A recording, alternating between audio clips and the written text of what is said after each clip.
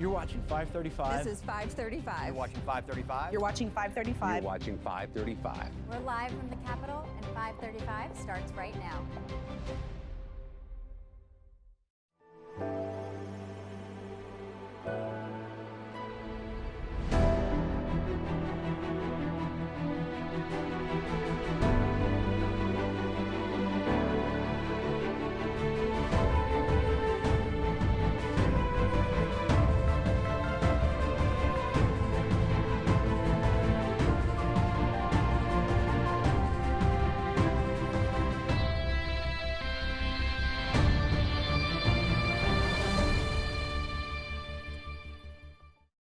Permitting Reform and Transportation Week is brought to you by the Business Roundtable.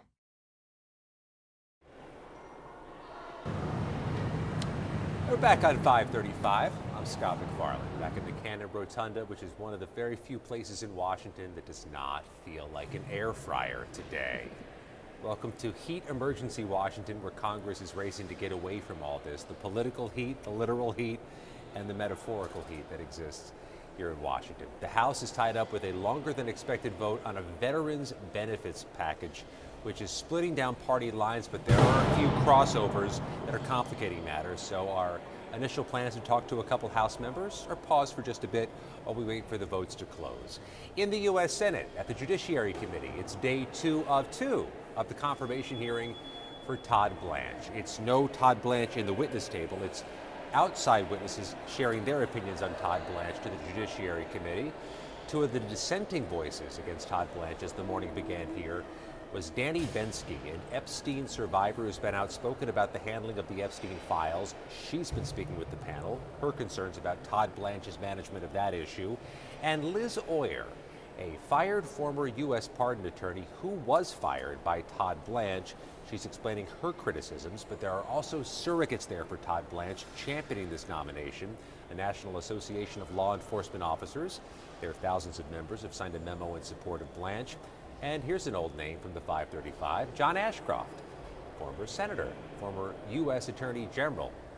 He's testifying in support of Blanche. This is going to be about a half day of testimony, and that'll be a wrap on the potentially landmark confirmation hearings for Todd Blanche, with votes expected within a few weeks. There's a deadline just set of July 24th for members to ask questions in writing of Blanche.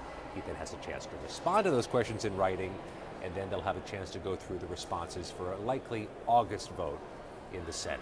We bring in Sue Davis. Votes in the Senate are a precarious thing right now because we're down Mitch McConnell indefinitely. The tragic passing of Lindsey Graham puts the majority now particularly slim.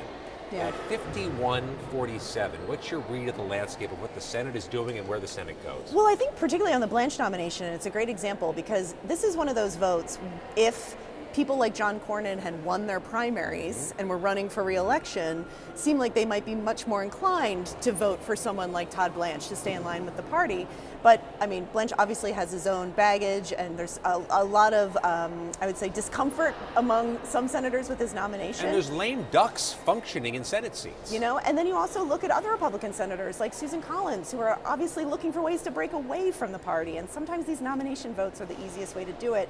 You do get the sense, though, that oftentimes by the time you get to the nomination hearing and the second day of hearing, it's very rare that these get pulled. Usually if someone's not going to make it through, they don't get to the hearing. So this tells me that Todd Blanche's nomination is alive, whether he can ultimately pass the Senate, but he's in the fight right now, absolutely.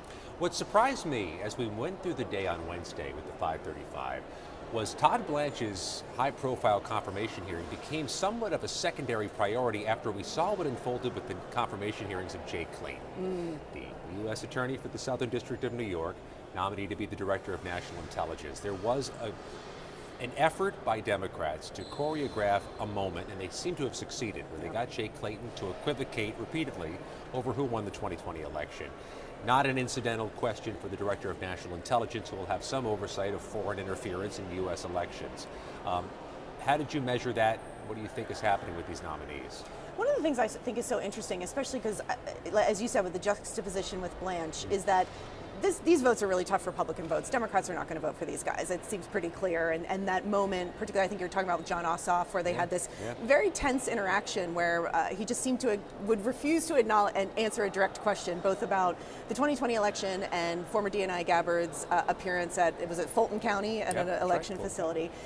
So he certainly scored a political point there. The question here is, will Republicans ultimately rally together and vote for him? And I think when you have two really difficult nominations, and we saw this in the beginning of the Trump administration when he was throwing up a lot of nominees that people weren't sure that they were going to be able to get through the Senate, you got to pick and choose. I think that senators have to decide here which one is more palatable and why. You get the sense, and this is just based off of sort of public statements from the president and his commitment to Todd Blanche, that the White House seems to be signaling that Blanche is very, very important to them.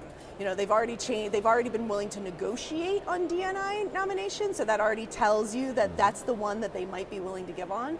The question to me is, where are senators on this? And it's hard to be against all of the president's nominees. And so, especially, maybe not for the Collins and the Cornyn's, but these are going to be some tough votes, and I think that people are going to have to pick and choose which one they want to take down.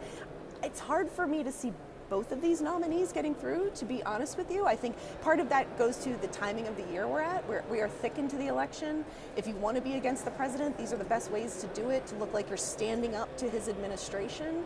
So you even look at other senators like Lisa Murkowski, others that have shown a willingness to be independent. And do these nominees just pass the muster for them as senators? And we just don't know that yet. Let's shift to the House. The House floor had been jammed up for some time over this Save America Act and this persistent effort by Republicans to find a vehicle onto which to attach the Save America Act, this federalization of election restrictions and voting restrictions. And they seem to be struggling to find the right vehicle onto which to attach it because it's not going to move. The floor was jammed up for a while as the first half of July concluded, but they seem to be willing to just get caught trying on this. Let's make an argument for it. Let's look like we're championing this thing that's on a road to nowhere. How do you think the House has been functioning as we reach the end of another legislative week and as they're eager to get out of the air fryer and go home? I think the Save America Act is very politically perilous for Republicans. I understand it from a base politics standpoint. I understand it as a priority of this administration. But I still fundamentally believe that in a general election, being the party that looks like you're trying to one-sided change the rules of the game in the middle of the game doesn't go over well. And I think that doesn't go over well with independents, with Republicans. There is just a fundamental distaste to the idea that you're trying to change things at this point almost weeks before an election. I think the risk of political blowback here is much greater than the benefit of the political reward if they are to force the vote down the throats of the members who actually have the districts that make or break the majorities.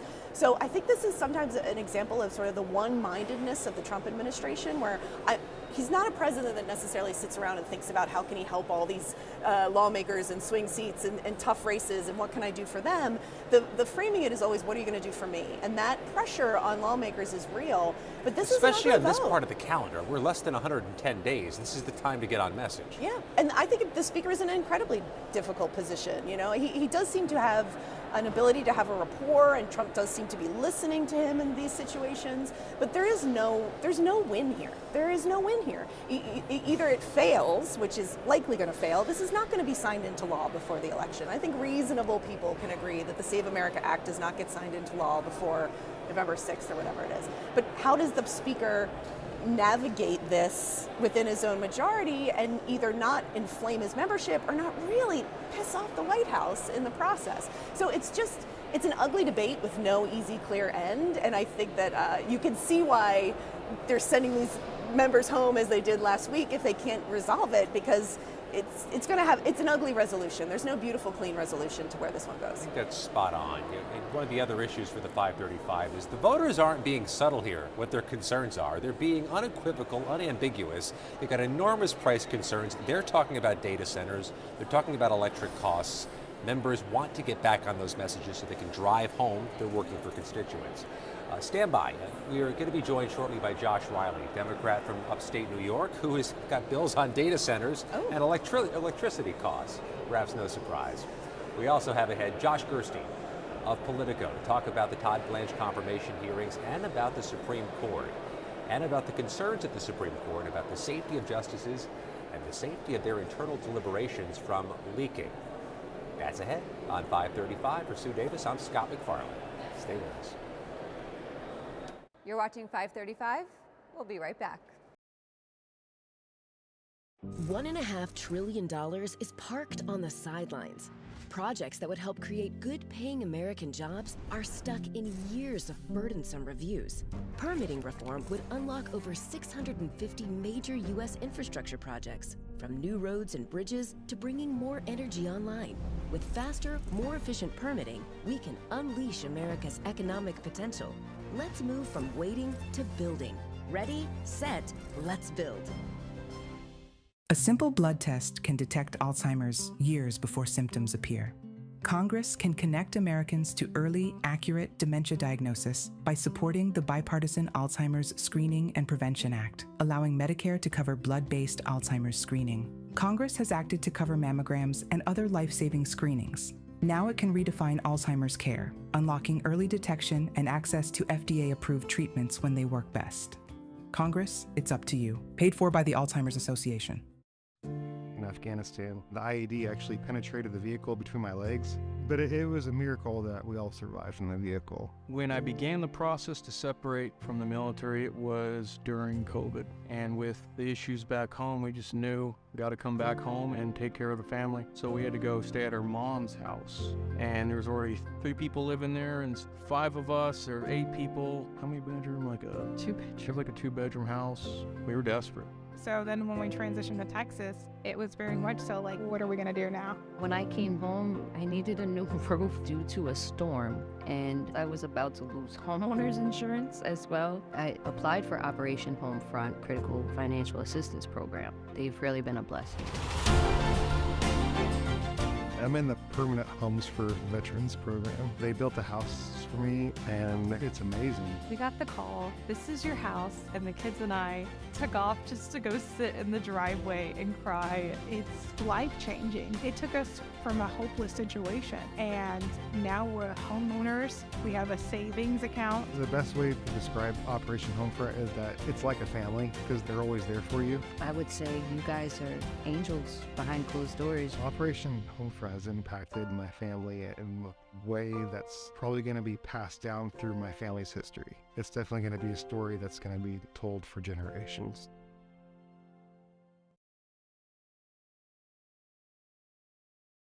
Welcome back to 535. I'm Brody Mullins. Pleasure to be with Mike Summers, President and CEO of the American Petroleum Institute. Mike, I wanted to start off talking about your history and background here. You know, we want people on Capitol Hill to watch the show. Tell us about your story getting to Capitol Hill. Well, I was very lucky. I happened to go to go to school in the congressional district of a guy who became Speaker of the House. So I went to Miami of Ohio, which is in Oxford, Ohio. And John Boehner was my local congressman. And so I got a job right after I graduated from college as a young aide in his Hamilton, Ohio district office.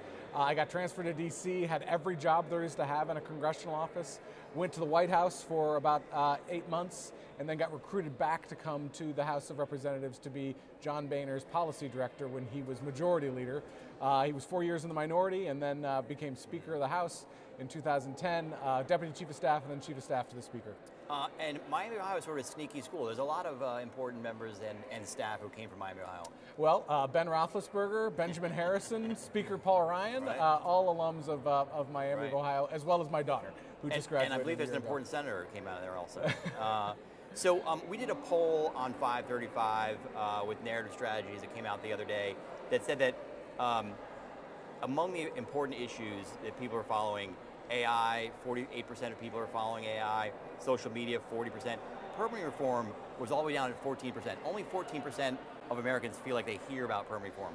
However, those that did hear about it, 75% said it's a serious problem. Yeah. How do you get that message out? Yeah, I mean, look, permitting reform is absolutely something that I believe is an imperative for Congress to work on. The truth of the matter is some of those issues that you talked about, whether it was AI or data centers or electricity demand, those things that are truly at top of mind issues for the American people. If you don't get permitting reform done, you're not going to be able to make advancements on any of those issues. We know that energy prices are only going up. One of the reasons they're going up is because of increased demand on the grid. If we can't build anything in this country, if we can't build transmission lines, if we can't build pipelines, which is important to the oil and gas industry, we're never going to be able to meet those demands that the American people have about how prices are continuing to go up. And I think you're sort of answering my next question, which was, what is causing the reason to do this now? And it's energy demand from data centers, from everything. Well, and I am of the view that it is becoming a political imperative. If you think about your regular member of Congress or your local governor, they can't do much about lowering energy prices, whether it's at the pump or because of electricity demand going up. The only thing they can do is unlock a permitting system that is so broken, it's very hard to build anything in this country in a timely manner right now, particularly in the way that we're going to have to if we're going to meet what we know is going to be growing energy demand. So let's start with the actual bills. So the House has passed a variety of bills on this. What would they do, and then we'll get into the Senate? So really the most important components of these things, we'd really talk about three big things that have to be tackled. One is NEPA reform. This is the National Environmental Policy Act. It takes way too long to get through NEPA reviews. Sometimes it takes longer to do a NEPA review than it does to actually build the project itself. That has to be included. We also talk about the importance of Clean Water Act reform, because the Clean Water Act, again, is really been weaponized by people who don't want to see development. So we have to address Clean Water reform. But I think most important thing that we can do in permitting reform is really address judicial reform. Because the truth of the matter is that we can get through NEPA process, we can get through Clean Water Act reviews, but it's the endless lawsuits that occur that are really standing in the way of significant developments. So tell us about that judicial reform provision. What would it do? Yeah, it would essentially say it would draw lines as to who actually can file a lawsuit, and then make the jurisdiction, designate jurisdictions as to what courts these go through. So what that means is that you don't have these endless reviews happening. So you're also putting shot clocks in place on the other parts of permitting reform as well, which means it has to be done in a certain amount of time. I will say that the president, the Trump administration has done a very good job, not just for oil and gas, but for energy sources as well, to ensure that we can get this done at the administrative level. The hardest challenge that we have right now is we need something durable, something that's going to last. And if we can actually get something through Congress on a bipartisan basis, that makes it durable. So let's talk about the Senate. As a House guy, you'll know the Senate's always the problem. So here we've got this bill, or multiple bills, sort of blocked up in the Senate, two different committees. How do you sort of break this logjam? Yeah, I mean, there are bipartisan negotiations going on right now. I mean, you have Martin Heinrich, who is, certainly not somebody who, is in favor necessarily of a lot of energy build out, particularly oil and gas, but he does represent a major oil and gas state, the second largest oil and gas producing state in the country. He knows how important this is going to be. Sheldon Whitehouse, again, someone who hasn't necessarily been a big fan of my industry, but at the table and engaged in these discussions. And then Shelley Moore Capito from West Virginia. I do think that is the bipartisan group that can get this done, and I'm optimistic that they have a plan to get it done. And Senator Whitehouse, who you mentioned, has said some things optimistically in the last couple of days. I mean, do you think he's coming around, or? I do. I mean, I do think, and I've said this publicly before, that I think July is the time to get this done. Unfortunately, I think these talks are dragging on a little bit too long, and as a consequence, we might have to wait until September. But as long as Congress is in session and voting, there's an opportunity to get this done, and now is the time. It also seems like renewed tensions in Iran are giving you a little more momentum. Tell us about that. Absolutely. The renewed tensions in Iran, I will say at the beginning of last week, we were talking again about an oil glut, and now we're talking again about the Strait of Hormuz being shut down. This is a very volatile situation. And there are a lot of things that need to be done. In fact, API just put out a plan a couple of weeks ago called the American Energy Security Framework. And this is all about how do we never find ourselves in this situation again. So we have a number of different policy proposals that we're putting forward, including building infrastructure here in the United States, but also in the Middle East, so that they don't have to traverse the strait that's controlled by Iran. So there are a lot of big things that we can do, but the most important thing we can do right now is to get comprehensive permitting reform done here in the United States. So let's go back to demand and AI and data centers. Is the current system able to support the growth of AI? I mean, if we don't get this done, would that literally delay the rollout of some of these AI products we're watching? We do not have the infrastructure that we need to support the AI future. That means, we're going to need a lot more data centers, but we're going to need a lot more pipelines. The AI generation, the AI boom that is happening, is going to be powered by natural gas. That means we're going to need to build more pipelines to get natural gas from where it is to where it needs to be. We are blessed in this country with incredible resources, incredible natural gas resources. We have plenty. We know what to do with it. We know that it can power the future, but we just have to get it delivered from where it is to where it needs to be. Let's talk about renewables and wind in particular. You have said in the past that although that's not your industry, you think more, everyone should be included. How is the wind and renewable portion of this slowing things down? Yeah, I mean, I do think we're going to need every molecule, we're going to need every electron. And that includes wind, that includes solar, that includes geothermal, that includes a lot more nuclear. The truth of the matter is the pie is just getting bigger. Oil and natural gas are going to play a significant role in that pie going forward, but we also know that other sources are going to have to play a significant role also. We're going to need it all if we're going to win the war for AI dominance in the world. Slightly different topic. The House passed a year-round E15 reform. Tell us about that. Yeah, so right now we're dealing with a situation where the RFS, the Renewable Fuel Standard, which was passed over 20 years ago, it's just not working for the American people. And so what we've proposed is a compromise. We don't like the RFS. In fact, if we could get rid of the RFS, we would do it immediately. But that's not the world that we live in. So we've reached a détente with the agriculture and corn community in particular to allow for year-round E15. Essentially, 15% of your gasoline would be ethanol or corn-based.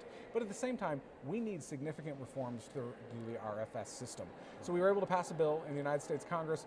Hopefully we can get it through the United States Senate as well, that makes these needed reforms and gives the corn community what they need for ethanol. So on both these issues, but more importantly, permitting reform, the problem is the calendar.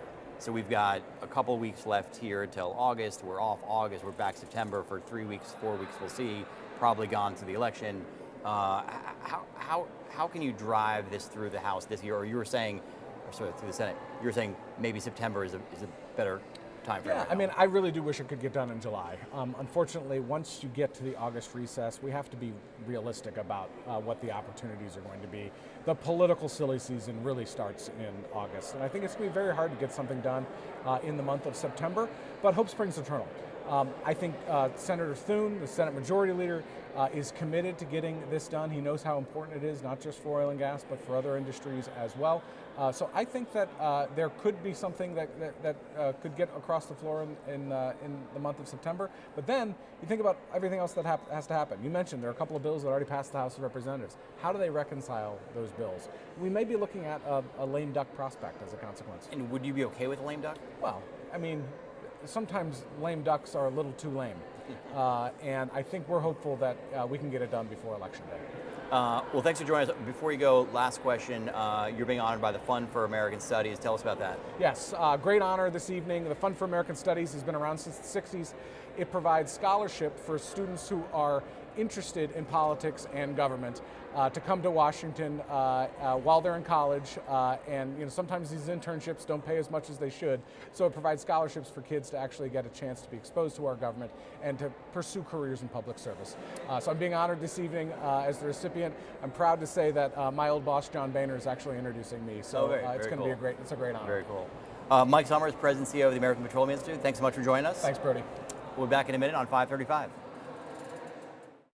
You're watching 535, and we'll be right back. I enlisted as a medic to be there to help my patients, and after an injury, I found myself as a patient. I experienced post-traumatic seizures. Depression is a big one that comes along with it, PTSD. So I pursued my PhD in neuroscience and regenerative medicine. The coalition has helped fund my academic pursuits. They genuinely care about helping the vet in whatever way that they can. Through supporting the coalition, you're supporting some of the veterans that have the biggest needs. Visit saluteheroes.org to learn more.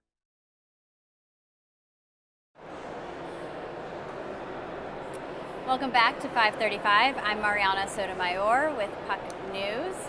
The NDAA, National Defense Authorization Act, has usually been a bipartisan triumph here on Capitol Hill, but in the last couple of years it's got stuck with politics, both on the House side and Senate side. We're seeing these dynamics, but it's going to get a vote likely next week again here on the House side. So there's no one better to talk about this bill and all of the dynamics at play than Congressman Adam Smith, a Democrat from Washington, to also see you. happens to be the top Democrat House Armed Services Committee. Thank Yeah. you so much for joining. Well, thanks for being here. So let's talk about the NDAA. Just a little bit about logistics first.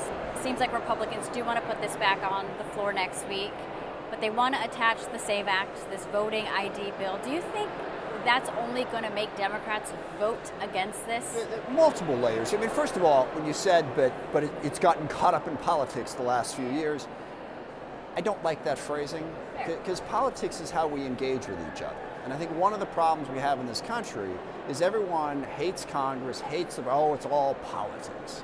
Politics is the essence of representative democracy. If you don't like politics, you're a fascist, okay? I mean, that's what's on the table.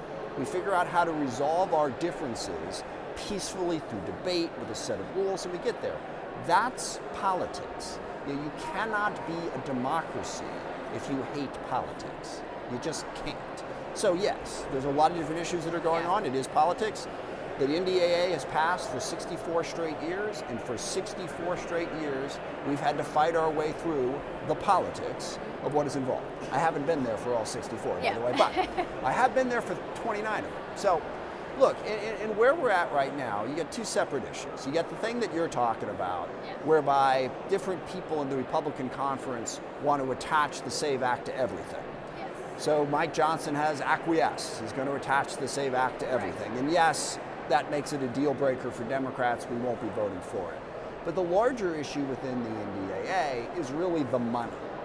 The Republicans are asking for $1.15 trillion in the base defense bill, and then they want a roughly $90 billion supplemental and another $350 billion in a reconciliation package for defense. That's $1.6 trillion. That's a 60% increase over last year. And that's tough. And I know we have needs within the Department of Defense, but we have needs within Medicaid, within Medicare, with broader health care issues, with education, with infrastructure, and we have a $40 trillion debt. Yes. If the Republicans wanted to say, you know what, we're going to go raise $3 trillion in taxes to pay for defense, okay. But if they're raiding Medicaid to pay for defense, that's something that we can't support. Yes. I remember Republicans, even before they got to the majority, saying they would try and bring down the deficit, and we've seen how the policymaking hasn't necessarily gotten to that point. But well, and that's an important point, because the Republicans passed their reconciliation package last year that added $4 trillion to the debt. And then a couple months later, they voted for a balanced budget amendment. And I really want people to think about that. We are outside of reality in public policy making. You know, how can you vote for $4 trillion added to the debt and then say you support a balanced budget amendment? Because both things are popular. People want the budget balance, they just don't want to pay for it. So I think we need to have a more honest debate about those choices. I want to get into, what potentially, if you all are in the majority, what you would be able to do on this front. But first, just to stick with the reality of this bill that we have now, I mean, Republicans are asking so much money, as you mentioned, not just in the NDAA, but also in this reconciliation Iran war supplemental request. On the NDAA, I mean, where is that money going to go to? Because 2026 NDAA also gave a significant amount of money, right, to the military, which was necessary. But when people are asking you, is there any good parts to this? Oh, of course there are. I mean, and look, there's several different layers to this. The other part of the problem is Donald Trump has got us in a stupid, endless war with Iran. I don't support that. So, voting for a national security strategy that is based on a perpetual war with Iran is something, again, a lot of Democrats, myself included, will not support. But we have national security threats. Yes. Russia is clearly a threat. Iran is a threat. North Korea is a threat. China is a threat. How do we deter our adversaries to get to a more peaceful world? Now, I am firmly of the opinion that diplomacy and partnerships and allies need to be better used to accomplish this, but you're going to need a strong enough defense to deter your adversaries. So yes, there's a lot of good places to spend that money. In particular, developing, it comes down to 5 things: drones, counter-drone, missiles, and missile defense, and then secure communications, information systems that stitch the whole thing together. We need to be making investments in that so that we have better drones and better missile defense. We need to not be building as many large, expensive platforms that are really expensive and really vulnerable. Pentagon's pivoting in the right direction, so yes, there are a lot of good things in the defense bill. There's just the larger budget problems that I described. Right. How are Democrats, do you expect Democrats to vote on this next week? Because we saw on the Senate side, right, the Democrats voted against the NDAA proposal because of the war in Iran and not putting any guardrails on Pentagon spending. Yeah, I think the overwhelming majority of Democrats, again, myself included, will vote no. There's also the issue that Republicans in the rule, they're adding a whole bunch of anti-trans, bad amendments for Democrats, and they included one Democratic amendment that's up for debate. Yeah. They didn't give us an opportunity to vote on cutting the budget. So the rule is really unfair, so I think you'll see most Democrats vote no. Okay.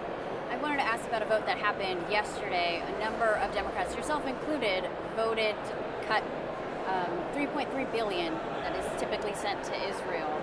This amendment obviously did not pass, but it is a significant shift among House Democrats.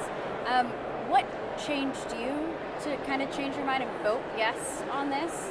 And what does it say broadly? Because again, if the Democrats are in the majority, you're going to have to. Yeah. No, it says that Israel is on an unsustainable path to maintain support in this country. And it was a very difficult vote for me because I strongly support Israel. I support their right to exist, and also I understand that right to exist is threatened. Too many people forget about October 7th. They forget about what Hamas and Hezbollah and Iran and the Houthis, what these organizations are. Not only do they threaten Israel's existence, but they are dangerous extremist ideologies that threaten us, that threaten civilization. I mean, Hamas is throwing people off of buildings in Gaza who don't agree with them. These are nasty, dangerous people, and if Israel loses to them, that's bad, and that's a problem. And Hamas and Hezbollah will not stop fighting. But for 2.5 years, I have disagreed with the way Netanyahu, and in particular, Smotrich and Ben-Gvir, the right-wing extremists in the government, have conducted themselves. Smotrich and Ben-Gvir have frequently said things. They don't care about humanitarian assistance. It's completely indifferent to suffering, cutting off access to funds in the West Bank. Just what's going on in the West Bank with settlers grabbing territory. And Netanyahu seeming to have the philosophy that he is going to fight everyone forever, not seeking out partners for peace in Palestine, in Gaza, in the West Bank, in Lebanon, constantly pushing war upon war upon war. I sat with Netanyahu 2 years ago, a little over 2 years ago, in his office, right before they went into Rafah, when this was a big deal. We were concerned about it. There's going to be civilian casualties. He said, look, go into Rafah, this whole thing's going to be over in 2 weeks. That was over 2 years ago.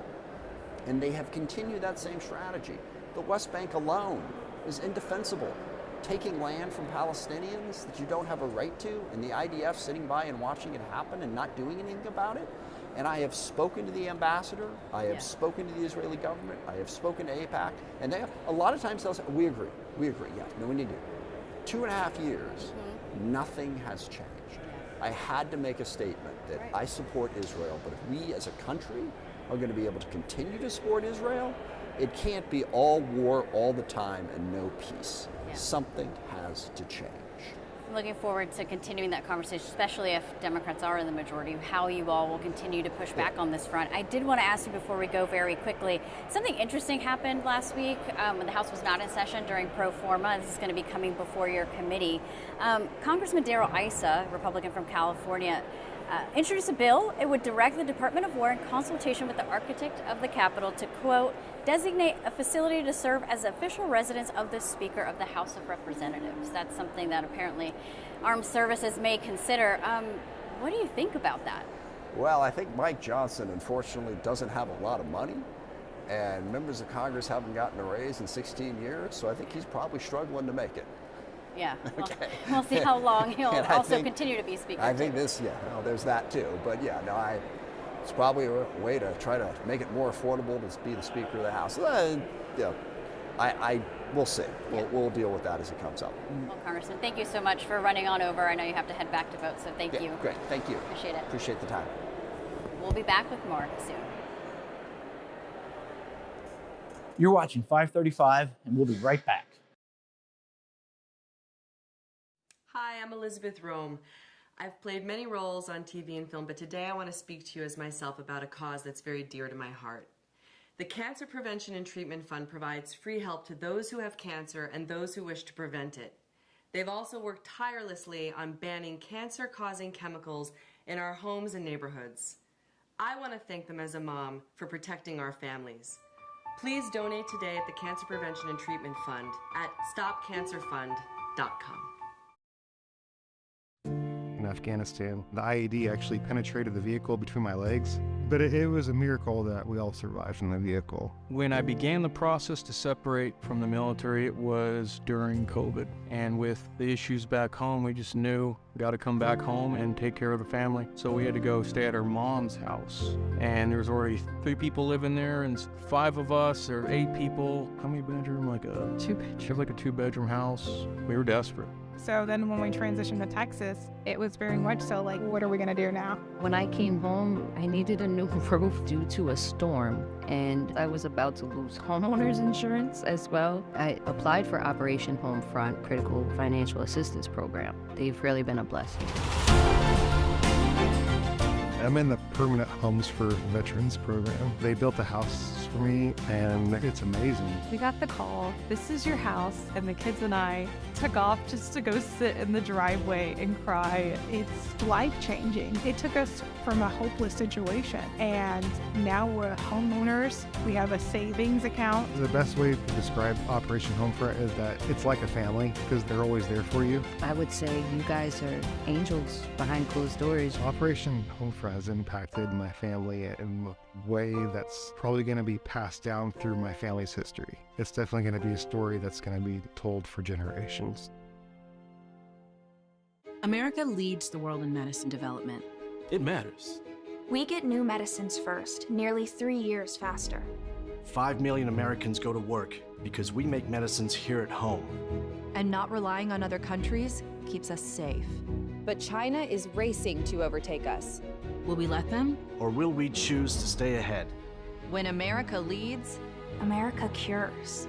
Let's tell Washington to keep us in the lead.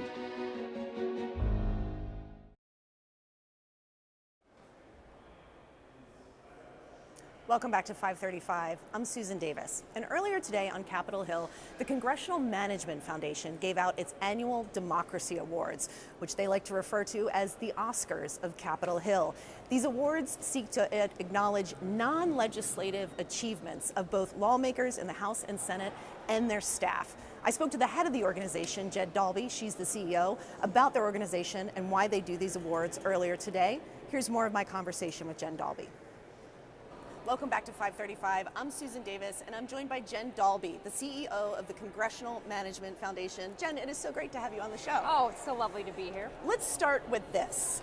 Explain what the Congressional Management Foundation is. The Congressional Management Foundation is the bipartisan foundation in service to Capitol Hill. We've been around for almost 50 years. We serve the House, the Senate, Republicans, and Democrats. We work in 4 areas: leadership, management, education, and creating bipartisan spaces. And you are now on the outside, but you spent a lot of time up here. Can you talk about what your experience was on Capitol Hill? Yeah, I joke around that I never had job security. I was always moving around. I worked on 5 different committee issues, every job from intern to counsel to chief of staff and staff director. And I think that perspective with so many different members and experiences has allowed me to understand what our Capitol Hill staff and our members need. And I try to bring that perspective every day to the Congressional Management Foundation. One of the things your organization does is gives out something known as the Democracy Awards, and these honor what is called non-legislative achievements. Can you talk about the kind of things that are considered non-legislative achievements that you look to honor up here? We talk about with the Democracy Awards, and this year is our 9th annual awards, of what are the core competencies that members of Congress should be displaying in their office. Constituent service, innovation and modernization, management, constituent correspondence, and we added a new award 2 years ago of DC experience. How are people being treated when they come to Washington? Are we meeting with our constituents, and are they having a good experience? One of the things I think is interesting as I listen to your award ceremony is if you didn't know anything about Congress and you just woke up in that room and were listening to the ceremony, you would think this was the most bipartisan, nice place to work. And I think it does sort of show you where I think that there is this idea that Capitol Hill is really divided, that it is very polarized. And some elements of those are true. But it does sort of shine a light on the fact that behind the scenes, there is a lot of collaborative work that goes on up here. Absolutely, and we joke around that the Democracy Awards is our chance to highlight those offices that are the metrics that we want to reward, right? It's not flashy and shiny sometimes, but if you can think about the numbers of constituents that some members that got awards this year. I mean, Adam Schiff from California, they respond within 24 hours to casework that comes in.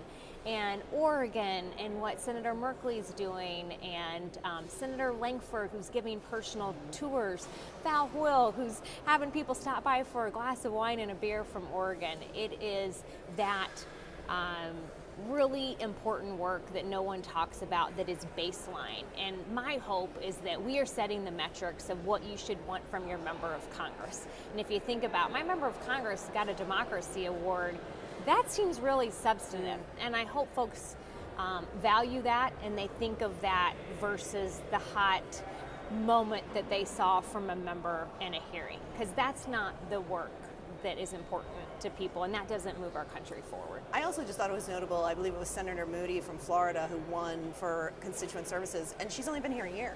I think that's a kind of a testament to it, that it can happen early. You don't need to be a veteran lawmaker to sort of operate good systems within your office. She was one of my favorite winners this year, and it says a lot about members when you talk to their staff. And we interviewed 50 different offices for this award, and 80 offices applied, 150 different submissions. So this is something that Capitol Hill offices really work towards, and I feel like we're elevating the entire institution just by having people apply for those awards. And Senator Moody stuck out because of the way that her staff speaks of her and how motivated they are on her behalf. She is very clear on how she wants people to be treated and her expectations, and I think it makes for a fantastic office. I think Sarah McBride has a lot of similarities too, in that they have a 96% satisfaction rate in their constituent casework. It's unbelievable what they're doing in that state. Can we also talk about other work that CMF does? Is I believe you also do an element of training for existing staff. Talk about that work and why it's important. We are on track to do almost 60 events this year. We've done 38 events already, and we think about everyone from the intern to the chief of staff to the staff director. And that intern programming is, how do you shake someone's hand and answer the phone and greet people and make sure they have a good experience? And to the chief, it is, how do you have goals and objectives and a mission, and you are keeping that member focused when everything and everybody wants to pull them away from that fire that we see that takes place every day on Capitol Hill that someone's putting out. We have a book called Setting Course. It's in our 40th year of publication, and that is, we joke around, it's the Bible to open a Capitol Hill office. And new members read that. We have a lot of candidates downloading it right now from our website, and that is really the framework for how you run and open a congressional office. My last question is probably one that you get asked the most as someone who was a longtime staffer and a chief of staff and now focuses on this work. What is your single best piece of advice to a staffer who wants to be an effective staffer on Capitol Hill? I say, do the work that no one's talking about and stay late and be well read and be thoughtful, because I think with our attention economy, there seems to be this metric that staff get confused by of the most social media post, or I'm telling everybody what I'm doing. And I still feel like, and we saw it with the Democracy Award winners this year, of the Chiefs of Staff of the Year award that we love to give out to, the folks who do well in their career are the ones that take the job seriously, that wake up every day and remember who they are in service to of this country and their member and constituents, and they're playing the long game. Jen Dalby is the CEO of the Congressional Management Foundation. We need to take a very quick break, but we will be right back. You're watching 535, and we'll be right back. Here on Capitol Hill, the 535 are in charge, the members of Congress. But in a democracy, in the people's house, you need to be heard as well.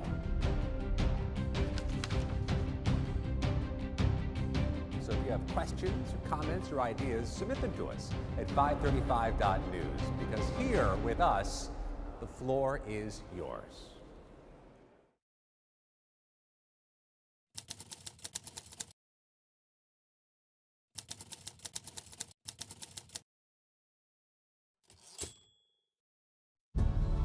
We are Lions International, one association of global volunteers, one foundation for humanitarian grants, shaping the future, one act of kindness at a time. We are on a mission to improve health and well-being, to strengthen communities, to serve a world in need. We are Lions International. To learn more, visit lionsclubs.org. Hi, I'm Elizabeth Rome.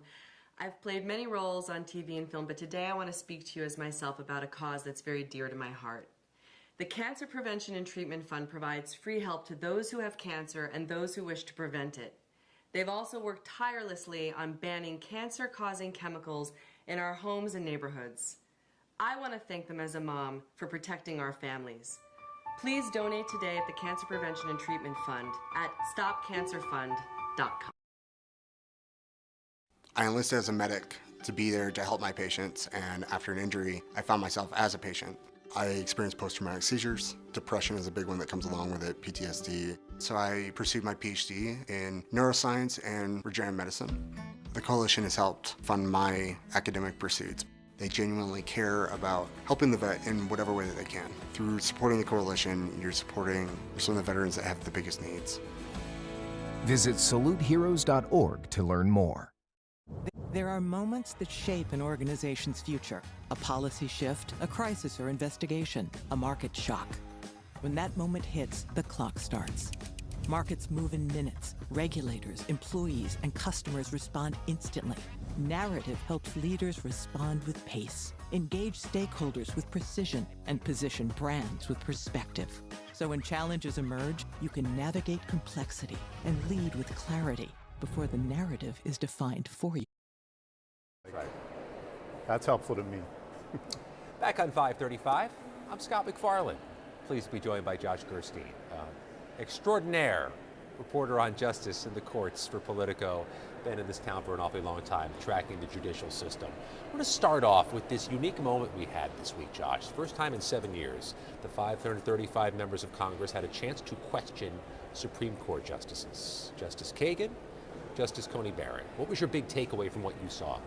Well, it was historic, as you said, Scott. I mean, I don't think if we were in the room 7 years ago, we would have thought, oh, this is something we won't see for almost another decade. The justices used to do this pretty regularly, come up, and it's supposed to be a hearing about justifying their budget.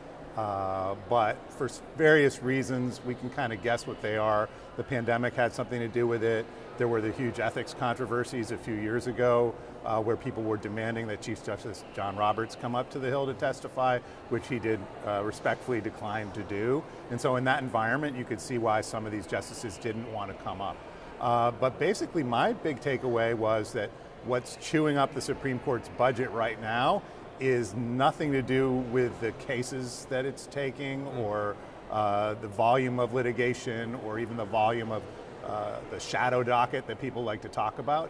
It's actually security for the justices that is costing the taxpayers the most money, and it really has skyrocketed over the last 3 or 4 years. Skyrocketed is not an overstatement. They're characterizing like orders of magnitude more need for security just recently. Tell us some of what either they're seeing, the U.S. Marshals are seeing, or the Supreme Court's own law enforcement is seeing.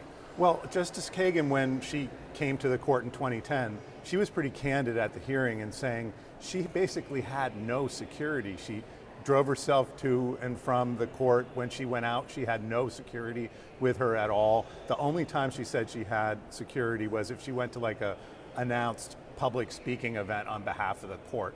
Otherwise, she was basically on her own. I think at that time, it was the Chief Justice who had the only security detail. And now we're in a situation where all 9 justices have permanent security details.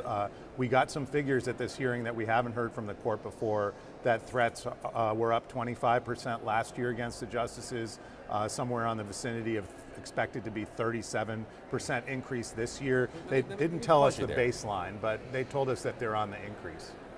Without the baseline, it's hard to know the actual number, right. But that increase is striking to me because this is in a post-Dobbs world. There was an increase of 25 to 37%. What does that tell you? It tells us that the court is really the focus of a lot of public anger and consternation. What I thought was interesting was, at least at the House hearing, there was almost no discussion of why. Is that just something that's purely organic coming from the decisions the court is making and the way the justices conduct themselves, or are there other factors that are involved? At the Senate side hearing that the justices went to later in the day, they began to dig into that a little bit, and of course one of the elephants in the room, if you will, seemed to be President Trump's rhetoric towards the court, where he has called them disloyal, suggested that they're agents of foreign powers in connection with the tariff decision that he lost a couple months ago at the court.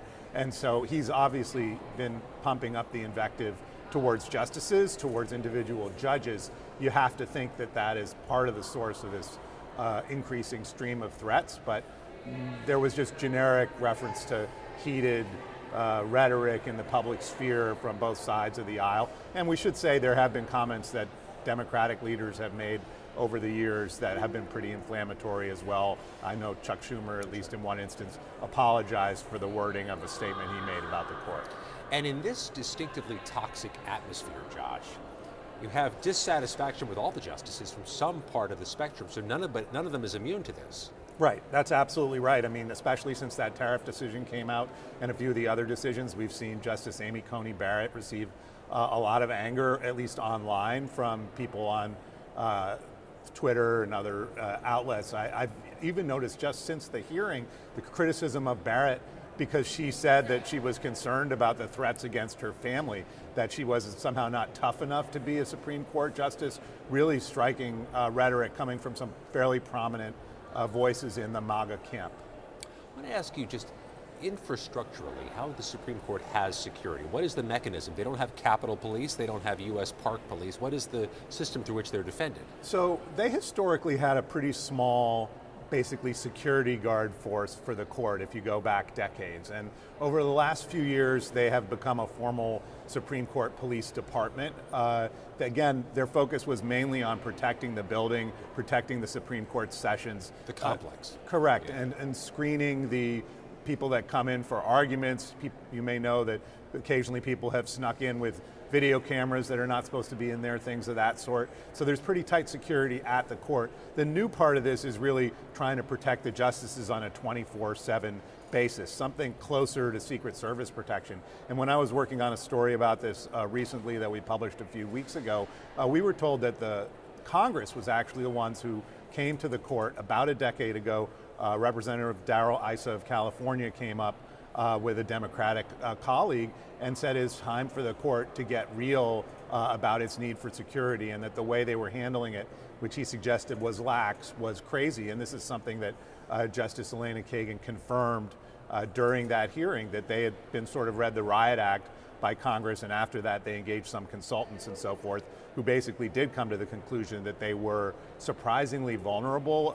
The anecdote several of them like to use was that they had less security than the Director of Office of Personnel Management, despite the prominence of the Supreme Court and its ruling. So after that, they sort of started building out a Secret Service-like force to protect the justices, and in the wake of the Dobbs decision, also set up a force that would protect the justices' homes, which really were not being guarded very significantly at all. The homes were a vulnerability we saw in 2022 when there was an arrest in Maryland outside the home of Justice Kavanaugh, a man who was ultimately pleaded guilty to an attempted assassination and is in prison now. And it revealed just how close somebody can come to those homes if there's not proper security in place. I want to shift to the issue of leaks.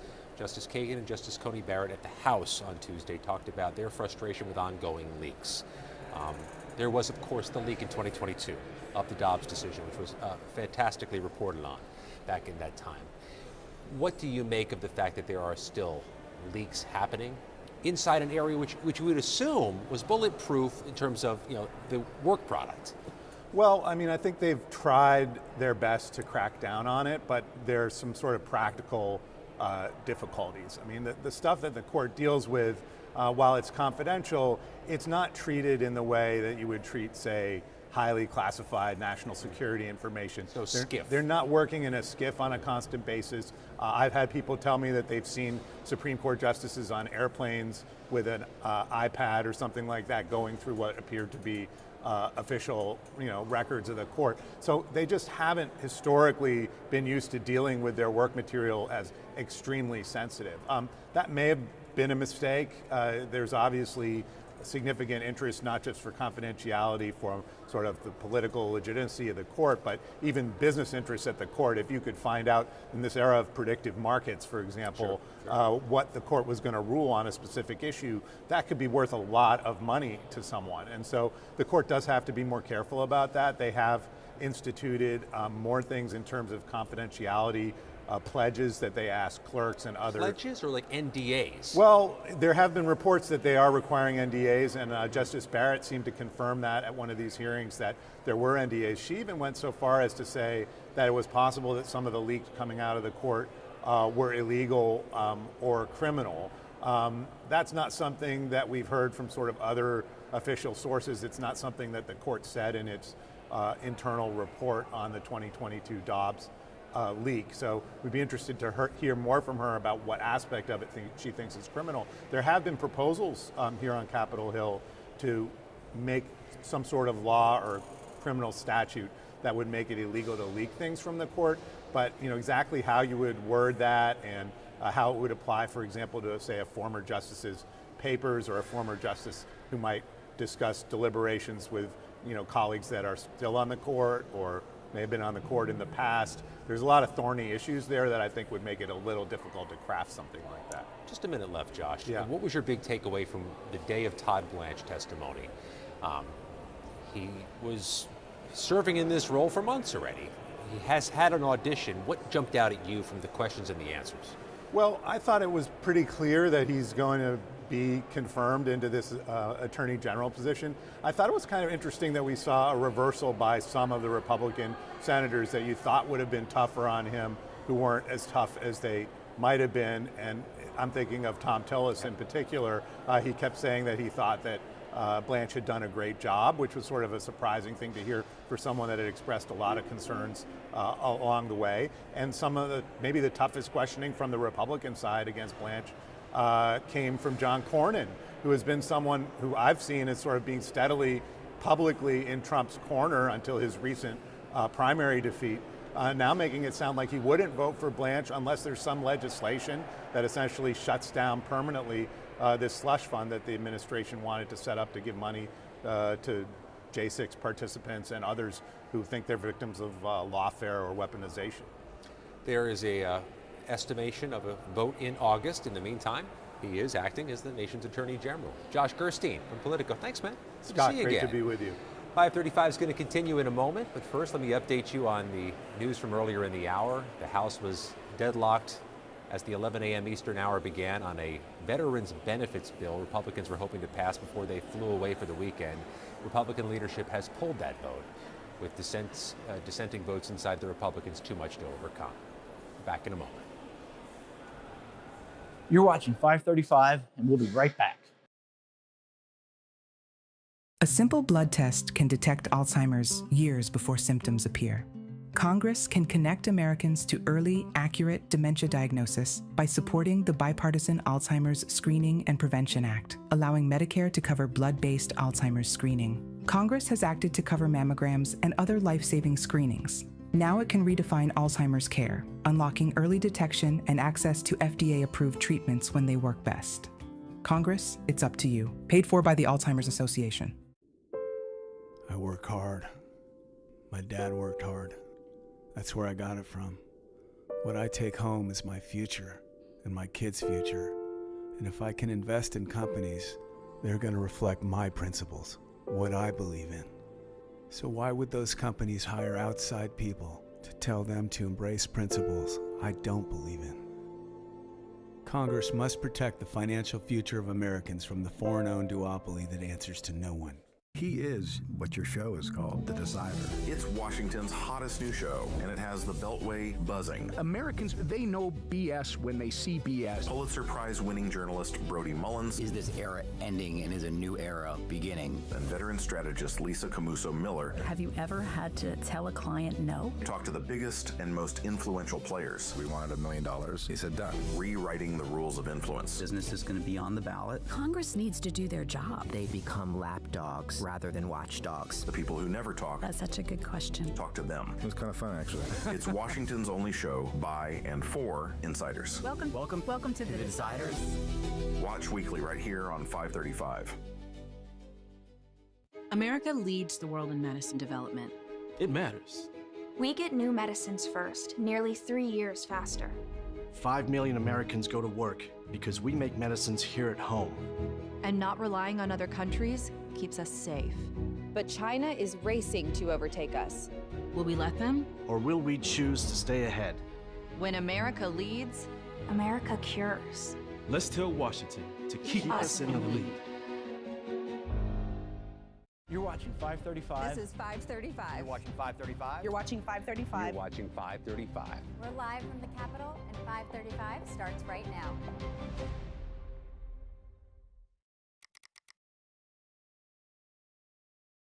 Interesting. Okay. Yeah. All right, we're about to go live here. Welcome back. I am here joined by Congressman Bill Foster, Democrat from Illinois. We're going to talk about a number of things, including AI. Fun fact, he is a physicist and knows a lot in that space, and it helps inform a lot of what he does here on Capitol Hill. So, Congressman, thank you so much. Well, thank you. Happy to be here. Yes, you've already been entertaining me with a lot of fun facts, so let's see how. Well, you know, I do bring the charisma of the usual physicist there to this you go. job.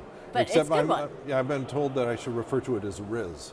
Riz, yes. Okay. I'm sure the kids might even have a new word for it, but I don't know what it is anymore, so here we are. Yeah, that's right. So let's get into policy. Let's talk about the REAL Act. It stands for Responsible and Ethical AI Labeling. Basically, it seems pretty straightforward. Required disclaimer on AI-generated content distributed by a government entity, including the president. Tell me a little bit more about this, considering we are in this AI boom. Well, this is one of a pair of bills I'm doing with Pete Sessions. Yes. Now, you know, Pete Sessions is about as card-carrying a Republican as exists. I think he was actually running the NRCC when I lost the only election that I lost during the Tea Party wave. Yep. And so, and I believe I supported his opponent when he lost. Okay. And so, but you know, on the other hand, we both see the dangers of AI coming at us, and I think you know, synthetic fake media is something that has everyone on high alert. And you know, both Democrats and Republicans are comfortable with handcuffing the government against generating fake synthetic media, and that's what this is about. There have been a couple of instances, frankly, where this administration has put forth doctored photographs and not trivially doctored, ones that really affect the quick take on the personality of the person being photographed when you modify that photograph. That's not okay, and it's not okay with really anyone. And so I was very pleased that he and I and our staff were able to get together on a common set of principles that would just prevent the government from doing this. Because, you know, maybe if you're out on social media, you know, some wise guy can sit there and generate fake media. You don't expect that and shouldn't expect it from your government. Right, and even us on the news side, sometimes we always have to verify videos, but it gets harder when you see something pop up so quickly. And obviously, as you mentioned, the administration is pretty good at very quickly putting out AI videos, or even the president himself. Was that a big motivation for this? No, this actually pre-existed. The one that we're probably both thinking about with the immigration protester, I believe it was. And but this is something that, you know, everyone who's seen these high quality deepfakes, you know, where both of us are on financial services, the whole financial world is terrified of identity fraud from deepfake impersonations. Yes. That it used to be that, oh, that's the voice I recognize, that's my customer, it's safe to do a transaction from their bank account. You can't trust the voice anymore, you can't even trust YouTube videos. You know, there was a famous incident where $25 million was stolen from a financial firm, where a guy went onto a Zoom with his boss and his co-workers, and they discussed a project they were going to invest in, and at the end of the discussion they concluded, yes, we're going to invest in this, and the CFO who was attending the Zoom was ordered to wire a bunch of money to start this project going. He did not realize that everyone on that Zoom was a deepfake impersonation of his boss and co-workers. $25 million out the door of a financial firm, I think in Hong Kong. That is mind-blowing. And right, but completely believable given the state of things in AI and the trajectory of AI getting better. Yes, I mean, identification fraud, we're going to talk more about that as well. I'm curious for this bill because, again, it's affecting everybody. We're all on social media or paying attention to social media. Does it have a bipartisan path forward, do you think, in this Congress? Or if you all are in the majority, you're nudging leadership and saying, hey, let's I think get so. this Look, on the floor. I was actually pleasantly surprised that Rep. Sessions was comfortable with handcuffing everyone in government, including the president, from generating unlabeled fake media, which I think is it's a good thing. I mean, in a lot of ways, Pete is my kind of Republican. We agree to disagree, but we have certain standards that we both expect from government. Yeah, and on this show, we love bipartisanship and actually seeing things get done and talking about it. You previewed that this is a part of a number of bills with Congressman Sessions. The other one you have is Stop Identity Fraud and Identity Theft Act. Aims to provide fraud protection grants to states. So tell me a little bit about that. So this is about getting mobile ID, digital driver's license, widely deployed. Okay. You know, the tough thing about getting identification is actually getting your real ID. Do you have your real ID yet? I do, and it's painful, right? You have to dig up your birth certificate or a bunch of your passport, all the identity documents that you may have forgotten in the back drawer of your dresser. Exactly. and some people, have lost the copy of their birth certificate, and it's a big deal. But, I think that we have a right once in your life for the government to ask people to prove they are who they say they are. But having done that, there's a huge convenience, and that's what the Real ID is about. Right. And a majority, and a growing majority of Americans have gone through that pain and done it. For getting on an airplane, for example, you pretty much need a passport or a Real ID, and that's caused a lot of people to get the Real ID. But having done that, it's a tremendous convenience to put it on your cell phone. Yes. So that you can show up, or you can show up online and prove you are who you say you are. And that's why associating your Real ID, your government-provided Real ID that proves you are a single legally traceable citizen, associating it with your cell phone it allows you to prove you are who you say you are online. Okay. Because if you think about it, if someone comes in person and then claiming they're Bill Foster, I present my ID, you have to answer, is that a fake ID and is that really the person, okay? If someone comes in with an internet connection claiming they're Bill Foster, sort of the best you can do is to say, okay, first off, this person is presenting the Real ID that is owned with Bill Foster, that he is presenting that on the cell phone that is associated with the license for Bill Foster, and that the trusted electronics in that cell phone have biometrically identified that sometime in the last few minutes I've smiled at my cell phone and it has recognized me. Right. And so you put those three things together, and that's sort of the best you can do to prove you are who you say you are. And the technology for that, it's an Android and it's an Apple, and it's there because all of the technology for privacy preserving digital ID was developed by NIST in the Obama administration. Okay. It is now being deployed all around the world. So by the end of this year, every citizen of the EU is going to have the ability to smile at their cell phone and prove that they are a legally traceable person where that's required for an online transaction. And that is the way you prevent online fraud. Yes, in this bill, it cites that in 2023, more than 353 million people were impacted by data breaches. Sure. So, I mean, you mentioned some of these other, fraudulent actions.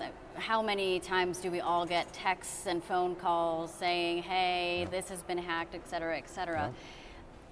Yeah. In terms of this piece of legislation, do you have bipartisan support? Like, how are you going around talking to members, especially those who are more skeptical about privacy, right? We always have all of these privacy debates. We don't want, big government to be tracking us, et cetera, et cetera. That you hear those talking points all the time. I mean, how do you counter Well, I think that? the first thing we have to separate the convenience of mobile ID with the necessity of having a Real ID. Right. Because the real ID, that's really the long pole in the tent here, because that's the one where you have to dig up the documents and once in your lifetime prove you are a single legally traceable person, all right? And that is, then once you've done that, putting it on your cell phone just should be a convenience option available to everyone. And that's what this bill is trying to do. You know, anytime that you talk about anything that sort of smells like a national ID, it becomes very, you know, you sort of have the ACLU jump down your throat from the left, and then you have what I call these Red Dawn people that jump down your throat from the right. But in the middle, there are a bunch of people who are just sick and tired of having to spend the afternoon on hold because someone has stolen their credit card numbers. Right. All right, and replacing all that. And, you know, this is something that doesn't happen in other countries. Yeah. You know, during COVID, the countries that had deployed a privacy-preserving digital ID, when you said, okay, you come get your COVID benefit check, you said, all right, get out your phone, smile at your phone, prove you're a legally traceable citizen, and then what's your bank account? Boom, there was your, and with essentially zero fraud. We had hundreds of billions of dollars stolen from the federal taxpayer with things like UI benefit fraud and things like that. There's an ongoing problem with IRS refund fraud, where you'll ask for, someone will ask for your IRS refund and say, oh, by the way, I've moved to a different address, and then they collect the check and boom. And so this has been going on for a long time, costs the government tens of billions of dollars every year in losses and tens of billions in preventing the loss as well. Yes. The amount of human time wasted with proving you are who you say you are, that just simply doesn't happen in a world where if you choose, this is all optional, but if you choose, you can smile at your cell phone and present a government-issued digital ID and prove it. Do you think that this bill could get done this Congress? Because, I mean, you hear Republicans always talking about, you know, we want to cut waste, fraud, and abuse. You mentioned how this causes the government to pay millions and millions of dollars to resolve a number of these issues. So it seems like this could be a very easy solution that falls into that bucket. Well, that's, you know, Pete and I, you know, both agree that this is a step forward. And what this is doing, one of the difficulties right now is a lot of states are not yet deploying this. Yes. I know There's some Illinois who are, right? is, most Virginia, of the major states are, and it's a surprising that some of the leaders were, you know, red states, I think like Oklahoma was out in the lead. You know, just it was Louisiana, another state that I think was out early on this. You know, there are multiple competent vendors. If you don't want the government doing it, there are, you know, very competent computer firms that are willing to do this for a state if the state doesn't have the competence to do it themselves. And it's related to the fact that people kind of trust their state government more than the federal government. That for some reason, you know, it's the state that holds your headshot, your picture for your driver's license, not the federal government. Because I guess for some reason, you know, the ordinary citizen really trusts the cybersecurity of North Dakota better than anyway, that's a separate discussion. Of course. But that's how we feel as a population. And so you can make federated systems where the biometrics are actually held by the state that you live in, but there is a federally standardized way of proving you are who you say you are. I'm curious, has this come up with your constituents? Like, all the time. You know, we get contacted by people who have been victims of identity fraud. Right. And it's just, it's heartbreaking. Yes. And even the things like romance scams, where it's not purely identity fraud. Usually there's an identity fraud element of that, where you pretend you're someone that you're not, and your grandma gets a text message and falls in love with this wonderful, sweet person that turns out doesn't exist. The starting point of that is identity fraud. And so if you're in a world where if someone sends me a text message, if they're not willing to sign it, proving they're a legally traceable person from a country that we have extradition treaties from, all right, they can send me that text message, but I'll put it in my spam filter. I think we're heading that way, unfortunately. Yes. I wanted to ask you about another bill you have. You have many. You've introduced recently, it's called the Chip Security Act. I mean, tell me about it. We don't often think, I would say in the public, about chips, right? But it's become such a political issue up here that's been debated. Obviously, you had the CHIPS Act passed under a Democratic majority, a Democratic president, and now you add AI to it, and then I'm sure you all are looking at, okay, we need to pass another piece of legislation to make sure that the U.S. is ahead of the game on this front as well. Yeah, and this was triggered by these very powerful high-end AI chip modules, the GPUs that NVIDIA being smuggled into China. Okay. And because of the incredible utility of AI for military applications, it was okay with nobody that the Chinese were getting their hands on the state-of-the-art AI equipment from the United States. And the crucial thing there are the actual GPU chips themselves. I wear many hats around here. One of them is Congress's, I believe, only actual chip designer. Yes. Because back when I was working in physics, I'm very proud that every one of the 10 chips that I designed worked the first time. Wow. Which is not typical for any chip design. No. But so I've been very concerned about integrated circuits for a long time, and then the Chinese ripping off our technology to catch up with the lead that we gained, that the free world, not just the United States, but the free world gained over China over decades. Right. And it's now, in large part being stolen, which is a huge bipartisan concern. Yeah, but the Chip Security Act, what it does is it mandates a couple of things. Chips have the ability to prove they are what they say they are in a very interesting way. If the chip is licensed, say, to operate in, say, Singapore, it had better be able to ping the U.S. Embassy in Singapore with a very short ping time. And now if it's been smuggled into China, it can no longer do that because it'll take too long for the message to round trip. And so this technology is well established in computer science. It's used for the Internet of Things to just see how far away two pieces of electronics are from each other. It's basically the speed of light. Okay. It's the speed of light, Yes. If you and I can talk back and forth in a few nanoseconds, we're within a few feet of each other. Right. And that's Albert Einstein. Yes. And so this is, it's taking advantage of this fundamental physics that a chip, as it boots up, can sit there and say, okay, I am licensed for here, here's my piece of trusted electronics, and verify that it's within a small distance, a small time, communication time of that place. And if it's not satisfied that's true, it just simply won't boot. And so this allows you to enforce licensing in a way that, you can smuggle the chips, out of where they're licensed into China, and they'll simply stop working. So our Chip Security Act, among other things, demands that circuitry be included in the chips, but not yet. We don't demand that it's used for everyone, because the truth of the matter is there's some data center operators we can trust, and some not so much.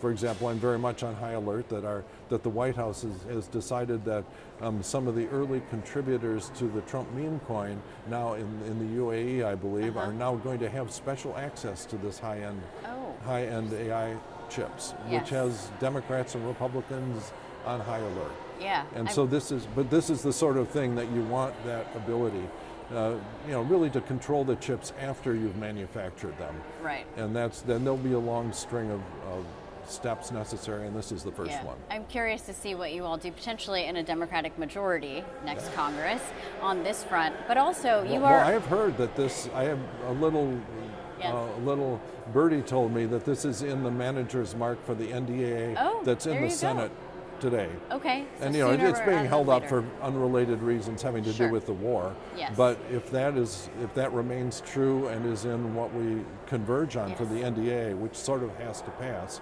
there's a good chance that this will be the law of the land, and will be a good constraint on the sort of deals that the president might be able to make. Well, then that means by the end of the year you can check another policy bill off your very long list. That would be something. Oh, that's right. I wanted to ask you, because you were put on this bipartisan AI task force.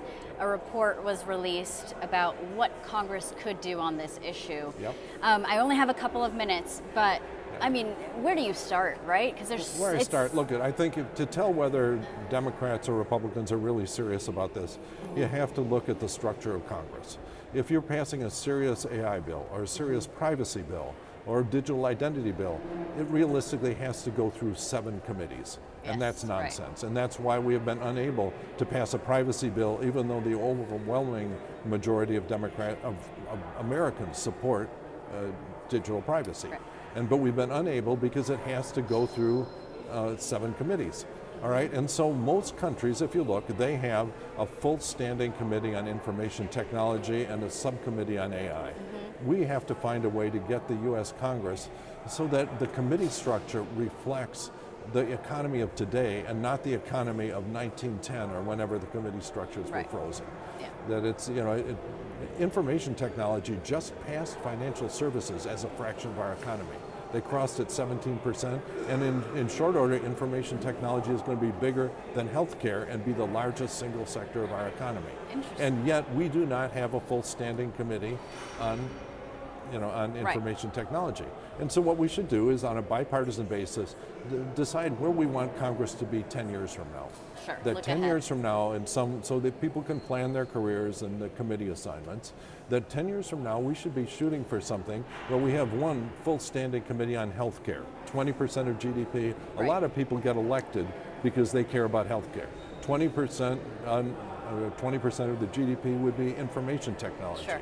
And then energy and commerce. We could have a standing committee on actually science, energy, and climate, which is another self-contained hunk, and actually make it map onto the to today's economy. Yes. At this point, see. at this point, I have a lot of farmers. I love my farmers, but farming is under 1% of GDP. All right, and yet, from a congressional point of view, the Ag Committee has all the good office space. Okay. Yes. So that's the sort of painful decisions that have to be made if we want a Congress that can actually respond to the world and the economy as it is today. Well, we'll see what's going to happen on that front. I have to ask you though, 1 minute, your favorite karaoke song, and I have to ask you to sing it. Would you be willing to? No, you're not going to get a physicist to sing it. I bring all of the Go along charisma. with the tune. No, well, when I grew up, a big fan of Tom Lehrer, who we lost this year. He was a mathematician and who had a variety show in the early 1960s, Tom Lehrer. And the song that people are most familiar of his is the Chemical Elements song, which points out that there's antimony, arsenic, aluminum, selenium, hydrogen and oxygen, nitrogen, rhenium, and on and on and on. It's to the tune of the Major General's song in Pirates of Penzance, which he admits he took it from. But I'm a physicist. I bring all the usual charisma of the usual physicist here. You're you're not going to get me to karaoke this. That's fair, but you did carry a tune, so you did it. Thank you. Thank you for joining us. Really appreciate you coming in. I mean, there's so much more we can talk about, so please come again soon. Look forward to it. We'll be right back with a lot more. Stay tuned. You're watching 535, and we'll be right back. $1.5 trillion is parked on the sidelines. Projects that would help create good-paying American jobs are stuck in years of burdensome reviews. Permitting reform would unlock over 650 major U.S. infrastructure projects, from new roads and bridges to bringing more energy online. With faster, more efficient permitting, we can unleash America's economic potential. Let's move from waiting to building. Ready, set, let's build. There are moments that shape an organization's future. A policy shift, a crisis or investigation, a market shock. When that moment hits, the clock starts. Markets move in minutes. Regulators, employees, and customers respond instantly. Narrative helps leaders respond with pace, engage stakeholders with precision, and position brands with perspective. So when challenges emerge, you can navigate complexity and lead with clarity before the narrative is defined for you. Welcome back to 535. I'm Paul Kane of Notice, and joining us now is Congresswoman Lucy McBath, a two-time honoree from the Congressional Management Foundation, which is a wonderful nonprofit that's set up a few blocks from here in Eastern Market, and they do a lot of work with congressional offices. And I call them sort of a do-gooder type of group, and I don't mean that in a cynical, sarcastic way. Like, they are really trying to sort of both teach offices, staff, especially members, about how to make things work in a better way. And you were honored for your bipartisan work. I'm forgetting, I was inside, I forgot the exact title, but what about, why did you get this honor? What is it about that you and your office do that stands out? Well, first, we're really, really honored to have received the award, because I truly believe that bipartisanship is the only way anything can get done in Washington. And our constituents send us to Washington. irrespective of our political parties, Republican or Democrat, they send us to Washington to work on their behalves, to make their lives better. And so the fact that we received the award today for the work that we've done, the policy that we've passed, the laws that we've passed, all the staffs that we work that are on the other side of the aisle, my Republican colleagues, it means a lot to us. It really does, because we are here to serve. And irrespective of the political ideologies, we don't agree on everything, but I firmly believe that if you're not here to work for all the people, you know, then why are we here? And they sent us here to represent them, and as I said, to make their lives better. So that has always been the focus for my staff. And, you know, you got here first in a very competitive swing district that was an almost 50-50 type of district.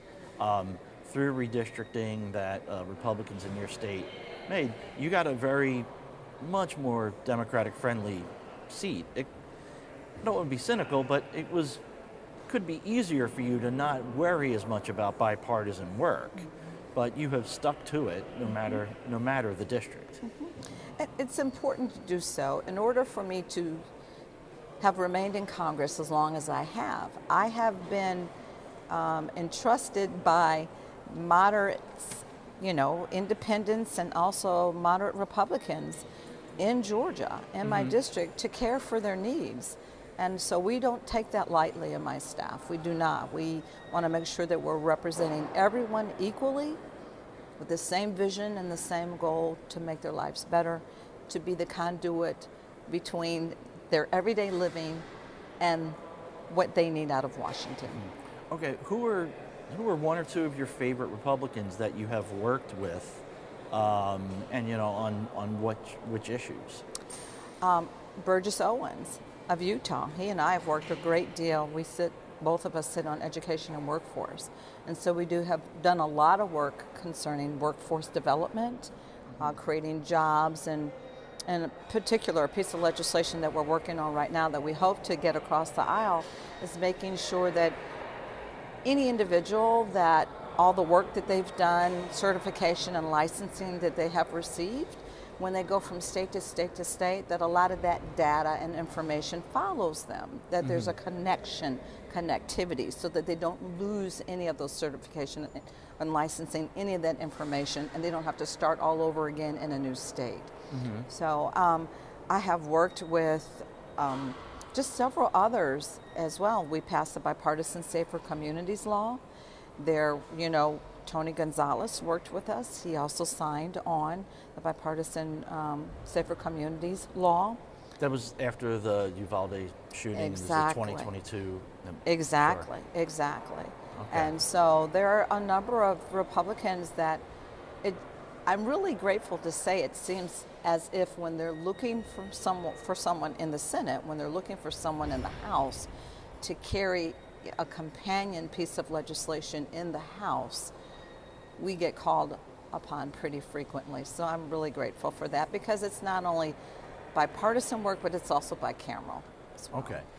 Last year, you were honored for your office's constituent services. Yes.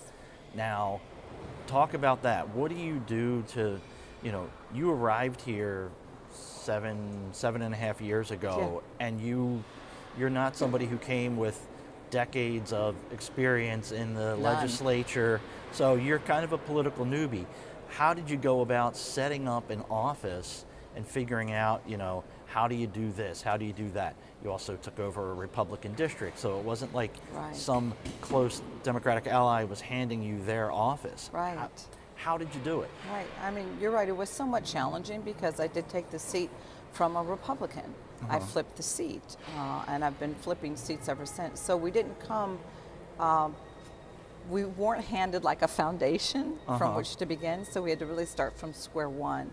But what I always understood is that a good base and foundation for me as a leader would be, one, the people that I chose, and I wanted them to have the same kind of vision that I have about service. What we do is strictly service to God's people, and that's the way I've always seen it. And so I wanted to make sure that I was hiring people that would help me to expand my vision for what I wanted to accomplish for the district and for the people that I believe that I've been called to serve. So service was always the number one priority. Constituent services was always a number one priority, because I always believe that the truest test of who we are as members is what we do at home. All governing is really, really local. And so that was what I wanted to make sure, that everything that we were doing, that consistently the thread was service to our constituents, constituents first, focus first on them and their needs, irrespective of their political party. Everyone needs to be served equally. My staff knows that I have tasked them that when we get a call or a text or an email, those constituents need to be responded to really within 24 to 48 hours. Do you know how many calls and emails and just contacts that you get roughly in any given week or a month? Like, is it 5,000, 2,000? Like, I'm sorry, I don't want to put you on the spot. I would venture it's at least about 2,000 calls a week. I mean, my staff can tell you better than I can. I do get the metrics. I get the metrics of basically, you know, how many cases we have in our queue, we call it, how many we have actually closed out, how many new cases come in, and then also to all of the good letters or the good calls that people call in about my staff. I get also those as well, so I get to see who is really taking such good care. You have a special file, essentially, for good staff? Yeah, yeah. That's so I get the wonderful. letters that, you know, when people say, I'm so grateful for such and such, you know, they actually give those to me as well, so I can actually see the difference that we're making for our constituents. What would you do to try and make this place work better and to have more people that are, you know, getting honored every year by the Congressional Management Foundation, to get people that are working on better constituent services? Is there something that you could do that would, you know, Burgess Owens, you mentioned him, he's retiring. I know. I feel like there are lots of people who are retiring who are those types that you might seek out to work with. So how would you improve this place? Well, I do sit on it's a bipartisan committee group for the modernization of Congress. Oh, I love the modernization committee. Derek Kilmer started that 7.5 years ago. Exactly, and Derek, I worked briefly with Derek while he was on this committee. And so I would say, you know, we have discussions all the time of what we want to see here on the Hill to make things better for our constituents and better workplace environment. I would love to be able to have more balance in our committee work. Sure. I'm one of those that I feel guilty when I'm sitting in a particular committee. Both of my committees are meeting at the same time. I sit on judiciary and education and workforce, and I might have a bill markup, both of them at the same time.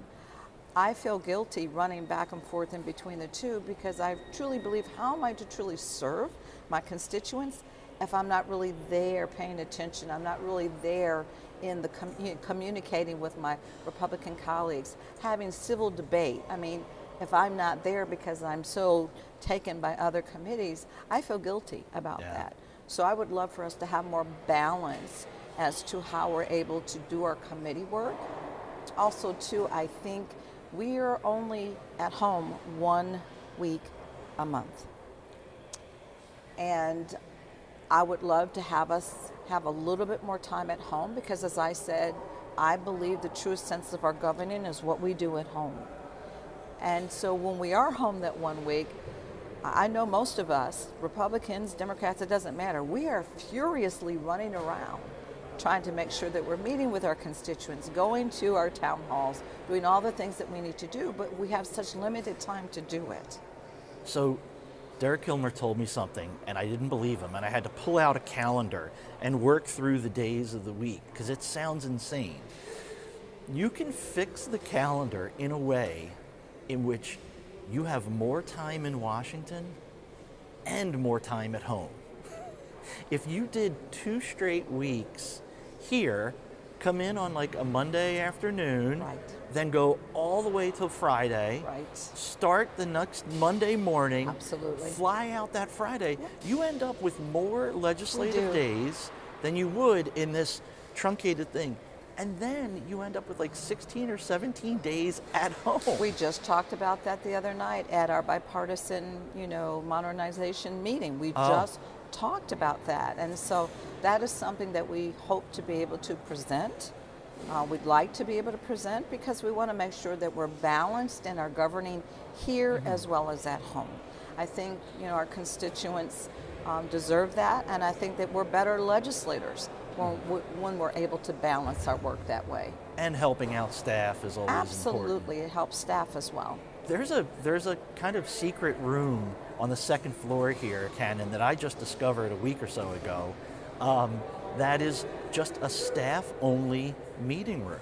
You have to have a badge to get in, and it looks like an airport VIP lounge. It's got nice sofas. I don't even think you can get in there unless one of you didn't even know about it. I didn't know about it. I got brought in by a staffer, and it's really nice because you all have small offices, and if you've got 3 or 4 offices that are working on something, and they got 5 or 6 LAs that want to meet, where are they going to go? Exactly. They now have a room. Exactly. Well, I don't know if my staff partakes in that room. I hope they do. Okay. They'd have to come from Rayburn, though, Yeah. over here. All right. Well, you got to open one up in Rayburn. All right. Well, listen, congratulations. Thank you. It's a great honor. Now you've got to Thank win you. something next year, too. You got to keep this running 3 years We in have a a row. wonderful chief of staff. Maybe, All right. All right. Well, listen, everyone, thank you very much. We'll be right back with 535. Thank you. You're watching 535, and we'll be right back. A simple blood test can detect Alzheimer's years before symptoms appear. Congress can connect Americans to early, accurate dementia diagnosis by supporting the bipartisan Alzheimer's Screening and Prevention Act, allowing Medicare to cover blood-based Alzheimer's screening. Congress has acted to cover mammograms and other life-saving screenings. Now it can redefine Alzheimer's care, unlocking early detection and access to FDA-approved treatments when they work best. Congress, it's up to you. Paid for by the Alzheimer's Association. Congressman Mullins, thank you so much for being here. My pleasure. Appreciate you having me. Can you explain to people where your district is and what kind of district it is? What do they grow in your district? And is that a big job industry in your district? Talk to me about this bill you have. It's called the Farms Act. What exactly is the problem you're trying to solve with this? Is this something that the administration could address on their own, or does it need to require Congress to pass a law to really fix it? Is this bipartisan at all? Do you have Democratic support? So what's the brass tacks here? Who's your counterpart in the Senate, and what is the path forward you see for this legislation? Oh my gosh.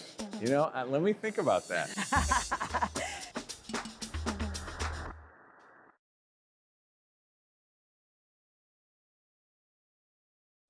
Welcome back to 535. I'm Susan Davis. And how many times have you heard some version of this sentence? The debt and the deficit are out of control. Pennsylvania Congressman Lloyd Smucker has some ideas about what the country should do about it. Congressman, thanks for coming on 535. Thanks for having me. So I think as we sit here today, at my last Google, the national debt is approaching $40 trillion. Congress regularly, year over year, runs up $1 trillion plus deficits. In recent years, it seems like interest in cutting the debt and deficit has waned. Why do you care so much? Well, because the pathway that we're currently on is completely unsustainable. It's already affecting every American every day. They may not be aware of that, but it is, and it will certainly be affecting future generations. And I think we're responsible, every generation is responsible to ensure that the opportunities that we've had, the opportunity to, we generally expect the American dream is we do better than the generation, than our parents before us and our grandparents before them. I think that is at risk if we don't change the fiscal trajectory. I think of it this way. Just this past year, we've taken in $5 trillion and spent $7. And those are numbers that really aren't fathomable. But I tell people, think about it. Just take some zeros off of that and think about if your family spent earned $50,000 in a given year and spent $70 and put the rest on their credit card. that won't work for 1 year. I mean, you may get away with it for 1 year, but it's not going to work if you continue to do that year after year. And we've been at a point in our history when we've had about this same level of debt compared to our total economy, GDP. That was right after World War II. But that's the only time we've been there. We worked our way out of that over a period of 30 years, and we got down to about 20 to 30% debt to GDP by the mid-70s. But the trajectory right now, all of the projections from CBO and everybody else, any other economist looking at this, is that that debt will continue to grow. And whereas today we have that $2 trillion deficit, that's projected to grow to $3 trillion.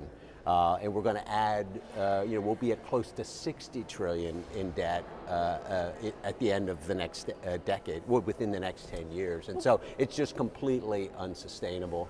I understand it as a math problem. But it is. What is you say it's reckless and it's dangerous to the country. Yeah. How would you explain that danger? Well, think about this. Today, we're spending about $1 trillion annually just in interest.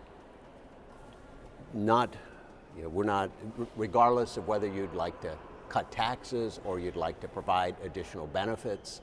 This is important to any member of Congress, no matter what they'd like to do. That's $1 trillion that you're taking out of the economy. That's $1 trillion that can't be spent on another priority that would be helping Americans. But what we're seeing, when you're taking $1 trillion out of the economy, you're buying treasuries, you're buying debt with that, or you're paying interest on that, I should say. That's money that's taken out of the private sector. So that's hampering economic growth, which provides additional opportunity, creates jobs. And it's increasing the cost of interest. So it's harder today for young people to buy a home because of the huge debt that we have and because of the fact that we're spending $1 trillion just in interest every year. So we're already seeing it in a slowing growth rate. We're seeing it in higher interest rate, and we're even seeing it in the increase in prices as well as impacted by this debt. So everybody today is affected by it. But the real problem is if we get to a point where investors, those who are buying U.S. Treasuries, which was once seen as the safest investment anywhere in the world, and that's still pretty much the case, but we've seen some softening of the market. If we get to the point where investors no longer believe that the U.S. government, policymakers, are able to fix it long term, will at some point be unable to pay back on those treasuries, then they'll stop buying treasuries, and that's a problem. That's what you call a sovereign debt crisis. And that would have huge economic problem. That would, the impact on Americans would exceed that of the Great Depression. And I think we're dangerously close to that. If we don't change course, I think you will not only see the impact we're seeing today, but you're potentially inviting some sort of economic calamity that would have a dramatic impact. And the reason I say that with confidence is because it's the most predictable problem. This has happened multiple times throughout history. In fact, history is full of examples of countries, empires that have been dominant for periods of times and then have declined or gone away suddenly. Think the British Empire, the Dutch Empire, Chinese empires over thousands of years. And there are multiple reasons why a country that is dominating no longer does so, but there are maybe 4 or 5 different reasons.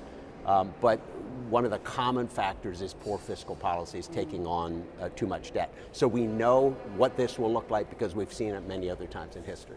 You have a couple ideas out there looking at this issue. One, I believe it's a resolution, but it would express the sense of Congress that the ratio should not go beyond 3% of GDP. Why is 3% sort of a magical number to you? Well, that's essentially a goal, and it's saying that our annual deficit, we should reduce that to 3% of GDP over the next 10 years. Yeah, now it's about 6, just below 6. It exceeded 6 over time. So we'd basically be cutting the deficit in half. And there's a couple reasons why I think that's important. The number itself maybe isn't the most critical component of it, although that is often looked at by economists as, and this is around the world, not just here, as that's a good target to maintain fiscal health going forward. But more importantly, if we can get support for this in a bipartisan way, and then we can have real discussions about how to get there, that's the important part of this. It's a recognition, there are many of us that think we should get to a balanced budget. The last we had that was 2001. And we think we should ultimately get there. That's the best fiscal policy, but it's a recognition that in today's world is almost impossible to do within a short period of time, within 10 years. We usually look at 10-year budgets here. So it's a recognition we're not going to get to balance. Republicans, and particularly my side of the aisle, have often passed budgets that show we get to balance, but they just simply aren't realistic. No. And so we haven't been able to get those passed on the floor.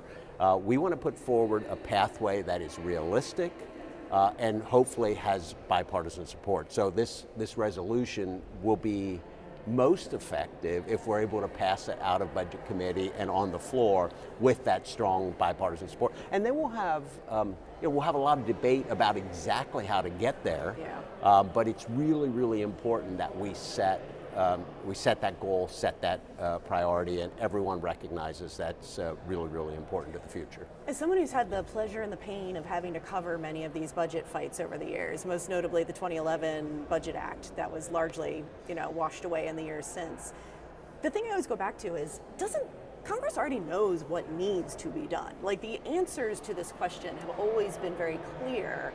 The problem is the political will to do it. Well, I think true. What you said is definitely true. You do have a math problem. I think you already said that. You also have a political problem, because when you make these kinds of changes, it will affect programs. And of course, the argument is that this will help to stabilize programs that individuals rely on.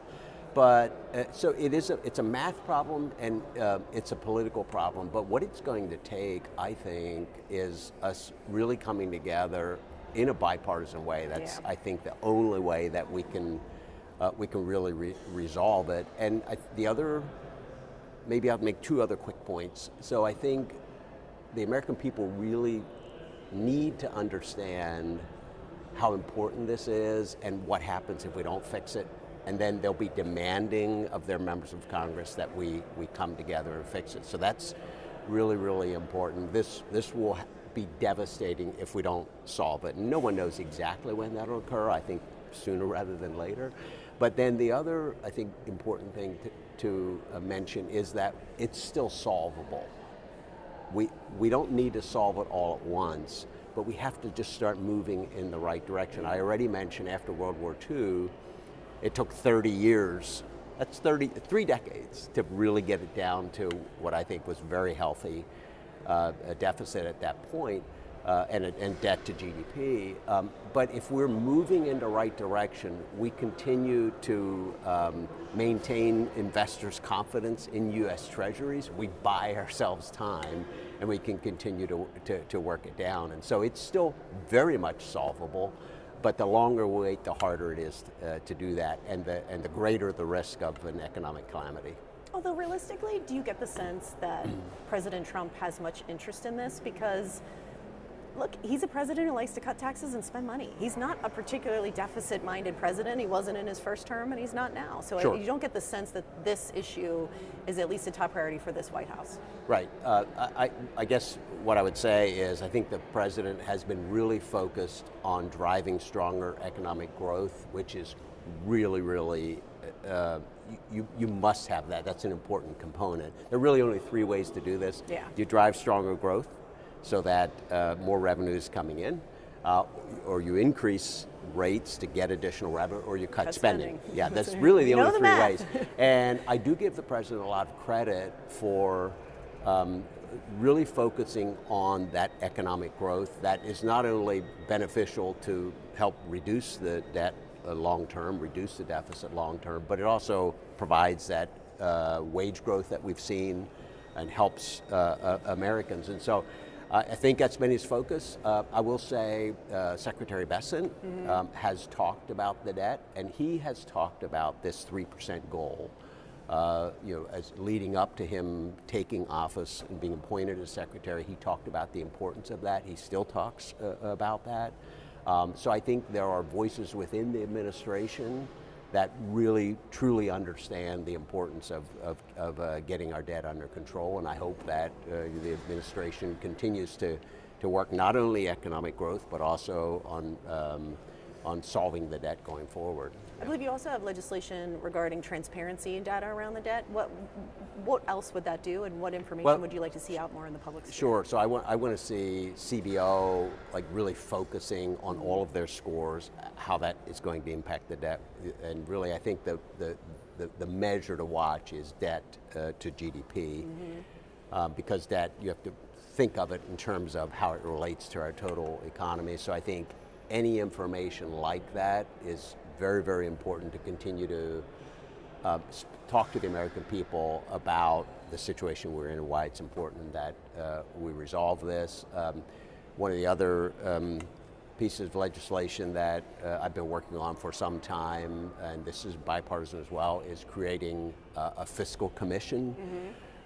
We've moved that out of Budget Committee. We plan to do so again. We hope that gets passed on the floor, and we'd love to see strong bipartisan support for that.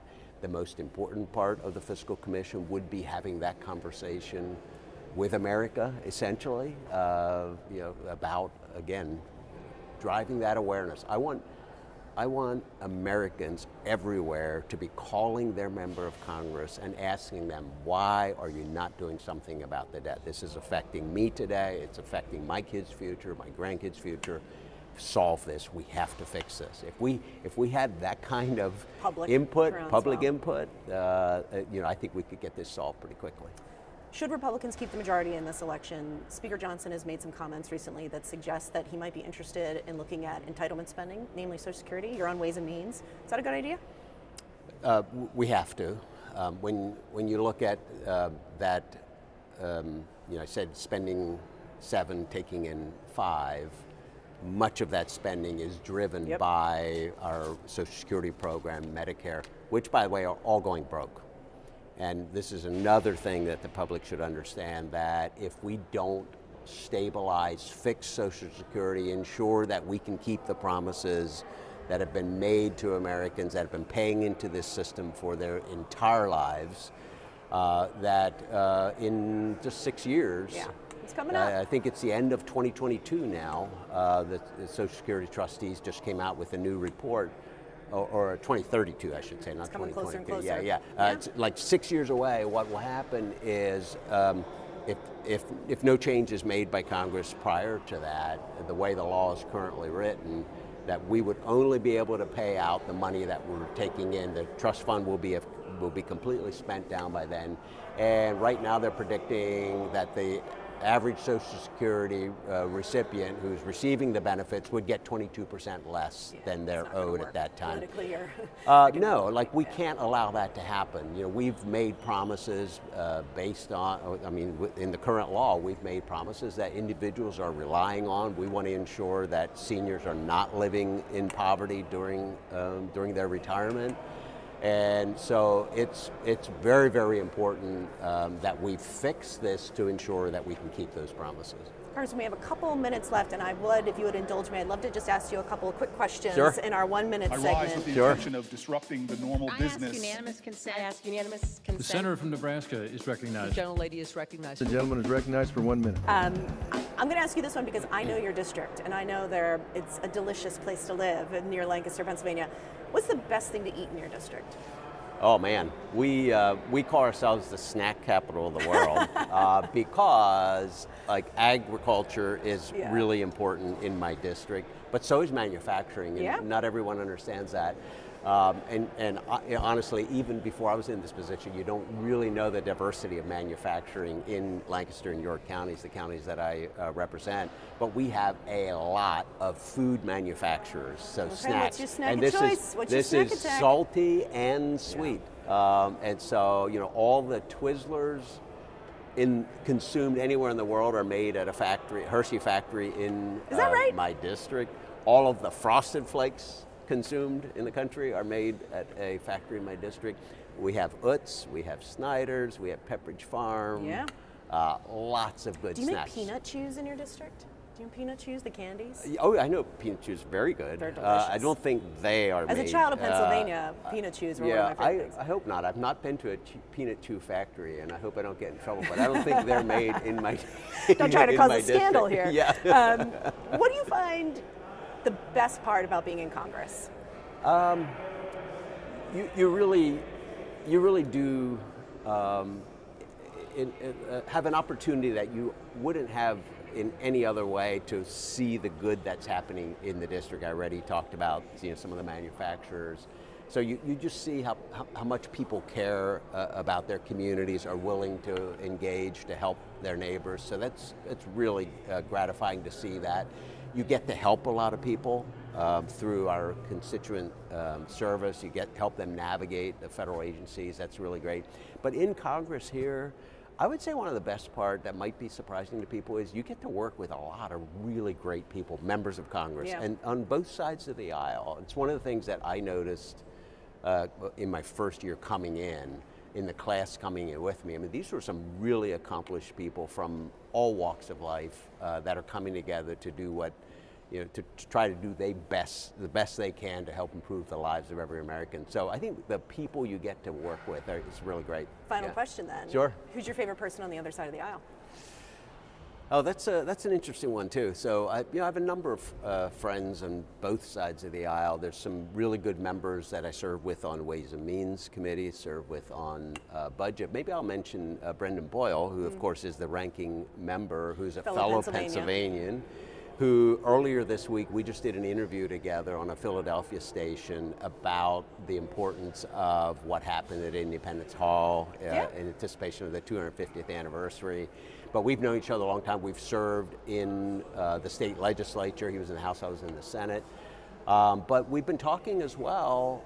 Next year I plan to I'll be on Budget Committee with him. I think he's done a great job as ranking member. I hope that one of us will be chair and the other will be a ranking member. I hope that we each hope us. Sure. Yeah. Different goals there. But in either case, we've talked about the importance of this issue. And of our opportunity as fellow Pennsylvanians to hopefully work together on this and really try to get some things done here. So I'm looking forward to that relationship that we already have and to working with him. Well, Congressman Smucker, it was a pleasure talking to you. Thanks for doing this. Thank you for having me. This is 5:35 and we need to take a very quick break, but we'll be right back. You're watching 535. We'll be right back. Hi, I'm Elizabeth Rome. I've played many roles on TV and film, but today I want to speak to you as myself about a cause that's very dear to my heart. The Cancer Prevention and Treatment Fund provides free help to those who have cancer and those who wish to prevent it. They've also worked tirelessly on banning cancer-causing chemicals in our homes and neighborhoods. I want to thank them as a mom for protecting our families. Please donate today at the Cancer Prevention and Treatment Fund at stopcancerfund.com. I enlisted as a medic to be there to help my patients, and after an injury, I found myself as a patient. I experienced post-traumatic seizures. Depression is a big one that comes along with it, PTSD. So I pursued my PhD in neuroscience and regenerative medicine. The coalition has helped fund my academic pursuits. They genuinely care about helping the vet in whatever way that they can. Through supporting the coalition, you're supporting some of the veterans that have the biggest needs. Visit saluteheroes.org to learn more.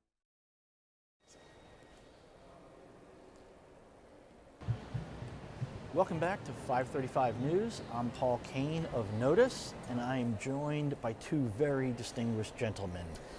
Longtime friends and experts that I rely on for all sorts of things about state government, state elections, federal elections. Reid Wilson, editor of Pluribus News, State Affairs. Nathan Gonzales, editor of Inside Elections. First of all, explain to us what each of your publications is and sort of what your focus is on. Sure. So Pluribus News is the only independent, nonpartisan news outlet in the country that specifically covers state legislatures. We cover all 50. We're a part of the State Affairs family, which has newsrooms in 14 states, and we're going to be expanding to all 50. So at a time when the number of State House reporters is declining all over the country, we're actually investing in putting people back in state capitals. All right. And Inside Elections. Inside Elections, we provide nonpartisan analysis of House, Senate, governor, presidential races. Try to do it in a nonpartisan, data-driven, and accessible way. For those people that have been in the Washington crowd for a while, it is what used to be the Rothenberg Political Report, but we've been Inside Elections for 10 years. Have a new website, still working out some kinks, but people should check it out. Yeah, and the great thing about the ratings is it's not like the Nate Silver arrow, the New York Times needle, which moves back and forth, and Nate Silver's percentage of X, Y, and Z. There's just basic toss-up, lean Democrat, lean Republican. You can look at the ratings chart and sort of have a basic understanding without getting into the minutia of why is this a 78% certainty? So, all right, Nathan, first, just state of play in terms of congressional races, the House and the Senate. What are we looking at as, for the possibility for next year's Congress? Right now it looks like a traditional midterm election where the president's party is at risk of losing the power that they have because the president is unpopular. Depending on what average you're looking at, Nate Silver, president's at about 39% job approval rating, and that is a danger sign for Republicans being in control of the House and the Senate. Dividing those up, Democrats have a better chance of winning the House of Representatives. They only need 3 out of 435 to gain 3 out of 435. Redistricting has complicated things a little bit, but Democrats, I would say, are slight favorites to win the House. The Senate is more complicated. I'd give Republicans the slight favorites to holding the Senate because it's about the specific states. Yeah. And Democrats are going to have to win at least 2, maybe 3 or 4 Republican states to get the 4 that they need for 51. Republican states, we're talking places that went by 10, 12, 14 points in favor of Trump. They're going to have to win at least 2 of Iowa, Ohio, Alaska, Nebraska, Texas, I don't know, throw South Carolina in the mix. And at least 2, if they lose Michigan, which they already have, then they're going to have to win another Republican state. Or if they lose Georgia, which is less likely, but it's just a more difficult proposition because it's a state-by-state battle, not a national election. Yeah. All right, governor's races specifically, and any state legislatures that we need to watch. Yeah, let's start with the governor's races. There are 36 up this year, and 19 of those are open seats. So we're going to have a lot of new governors coming in next year. A lot of these states overlap in terms of the races to watch, right? Nevada, Arizona, the 2 really endangered incumbents, Nevada Governor Joe Lombardo, Arizona Governor Katie Hobbs, the Democrat and Republican states that are swing states at the presidential level, at the Senate level, and of course at the governor's level too. The number of open seats makes this sort of primary season really fascinating because there's this sort of wave of the Trump legislators who have come here to D.C. in Congress. A lot of them are running for governor this time. And so we're going to see sort of a test of whether the Donald Trump model works at the state level what sort of the future of the Republican Party is going to be. When you're talking about state legislatures, again, tons of overlap. Michigan is one of the few states that's divided control right now between a Republican-held House and a Democratic-controlled state Senate. Minnesota has a divided state House, evenly split between Democrats and Republicans. Pennsylvania, one of the other states too, Democratic House, Republican Senate. And Arizona is going to be a close state legislative battle as well. Republicans hold majorities in both chambers, but it's a really narrow majority, and whoever wins that governor's race is probably also going to sweep in a majority with them. Sorry to put you on the spot with exact math, but where have we landed in redistricting in which, how many Republican seats that are currently held by Republicans were won by Kamala Harris 2 years ago, and then how many Democratic seats were won by Trump?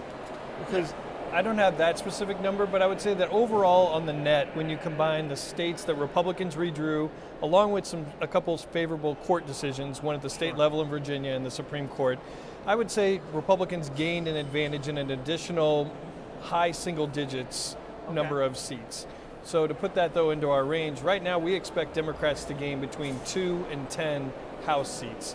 If redistricting hadn't have played out the way it did, I would say our range would probably be closer to 10 to 20 for Democratic gains, but that number has come down because of what Republicans did. And I don't think it's an exact number in terms of how many Republicans the advantage, because you still have to run these races. And Texas, for example, Republicans may have relied too much on the 2024 results when drawing these and made assumptions about the Hispanic coalition or Hispanic voters that may not apply to 2026. Yeah, sure. In terms of the trends, what are you seeing right now? You were just talking about like the Trump model. There have been a couple of gubernatorial primaries, where members of Congress went home thinking that they could coast into the governor's office and then ended up losing. Yeah. How much anti-Washington vibes are there right now? And in both, is it a both party situation? I think it is, and I was on the phone with some gubernatorial strategists a couple of days ago talking about that exact thing.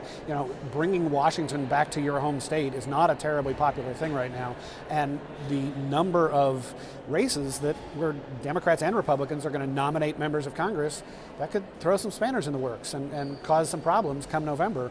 Outsiders are really popular right now, and it goes beyond just DC. Even state capital insiders are pretty unpopular. The very powerful Senate president in North Carolina, Phil Berger, lost his primary for re-election. The very powerful Senate president in Utah, Stuart Adams, lost his re-election. We're seeing a ton of turnover at the legislative level.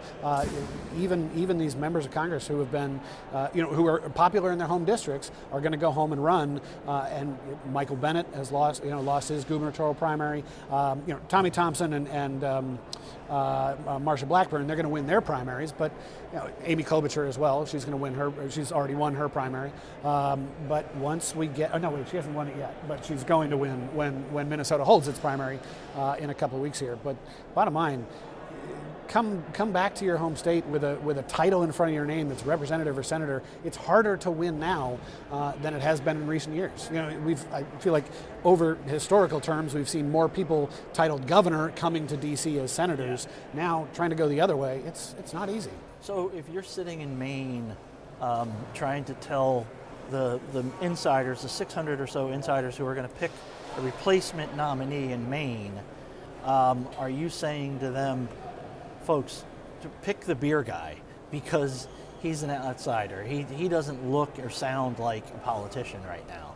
I think certainly there's an appetite for an outsider, but there is also a challenge or a risk that those outsiders are less vetted, they're less known as candidates. And that's part of how Maine Democrats got to the situation that they're in now, is because of that lack of vetting. And when you run for office, even if it's local or state office before, there's at least reporters, hopefully, that are asking questions, opponents that are asking questions, and things are coming up.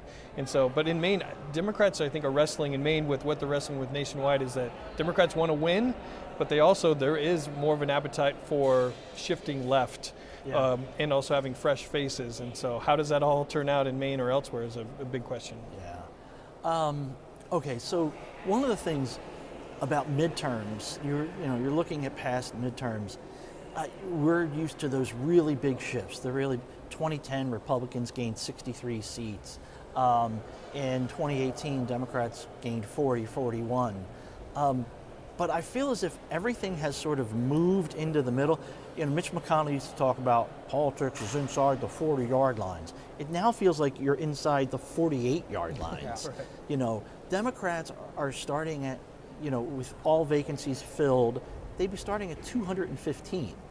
Well, they were down at 194, 195 8 years ago.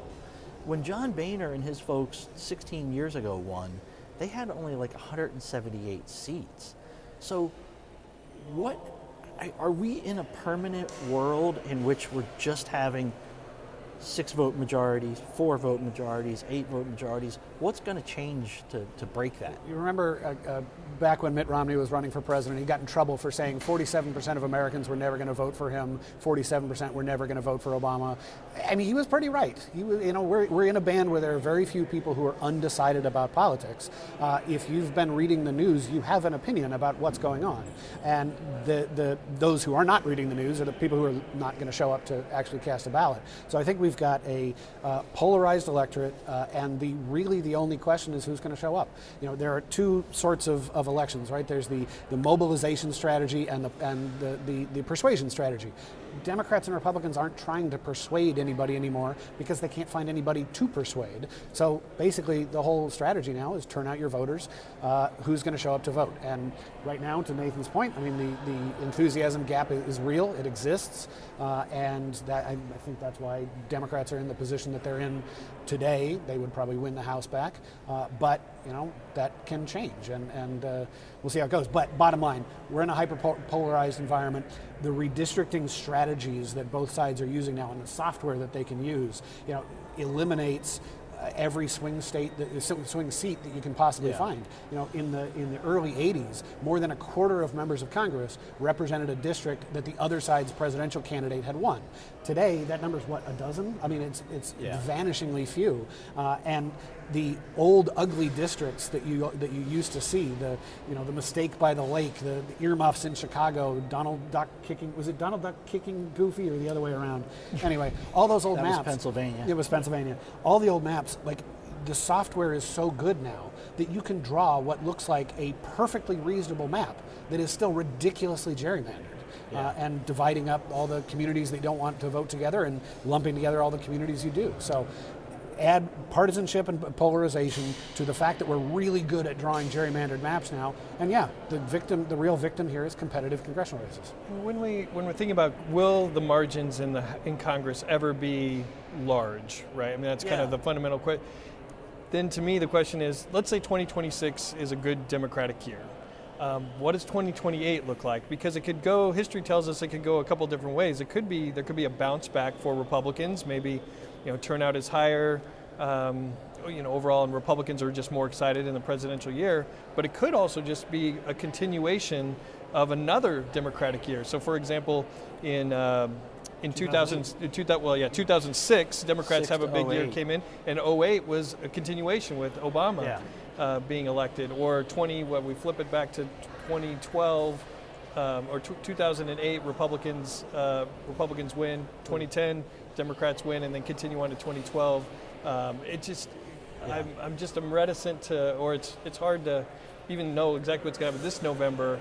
To then project to 2028, but I could see where Democrats could have a couple of good years in a row. Okay, we're basically almost out of time, but I want you each to sort of quickly do two things. What is the surprise race that we're not really thinking about? And then also, might be the same race, what's the sort of linchpin race where there's a governor's race where you go, if Democrats win that, it's a big night, or if Republicans win that, it's a good night for them. So we'll start with you.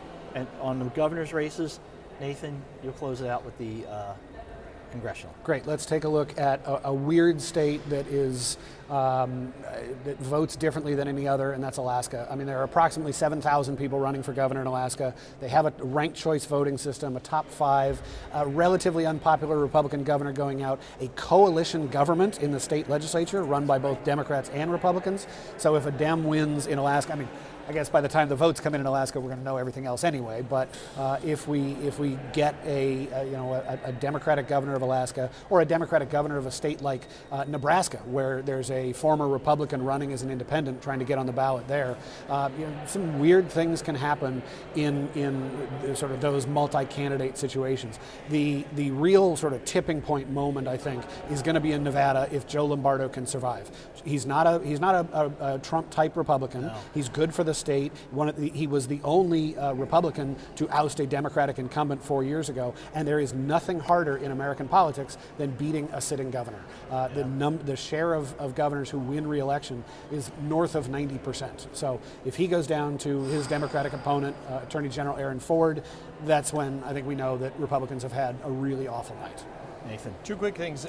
Over the next couple of months, both parties are going to be polling the crap out of everything and trying to identify where they might be more vulnerable on defense and what might be some surprise offensive opportunities. But one district that comes to mind, because I just met with the Democratic candidate, his name is State Senator J.D. Ford in Indiana. He's actually running against Victoria Sparks. This is a Republican district. It's kind of wealthy suburbs of Indianapolis to more rural areas north toward Fort Wayne. But it's a Republican district, but it's the type of seat that if it's going to be a big Democratic year, then that could end up being a headache, both for national reasons and because Congresswoman Sparks kind of has some unique vulnerabilities that have always surrounded her. Yeah. All right, everybody. Thank you very much, you guys. We are closing out this week here at 5:35. Next week, you've got a whole great lineup of members. Salud Carvajal of California, Kat Kamek of Florida, House Minority Whip Catherine Clark, Steve Womack of Arkansas, George Whiteside, Diana Harshbarger, Amelia Sykes, and more. Plus prediction markets, we're going to focus on those, and lowering energy costs. Also, we'll have an interview with a former member who thinks members of Congress should get paid more. It'll be a great one. If it's important to the 535, it's important to us. On behalf of all of us here, I ask unanimous consent that we adjourn until next week. Hearing no objections, we shall adjourn.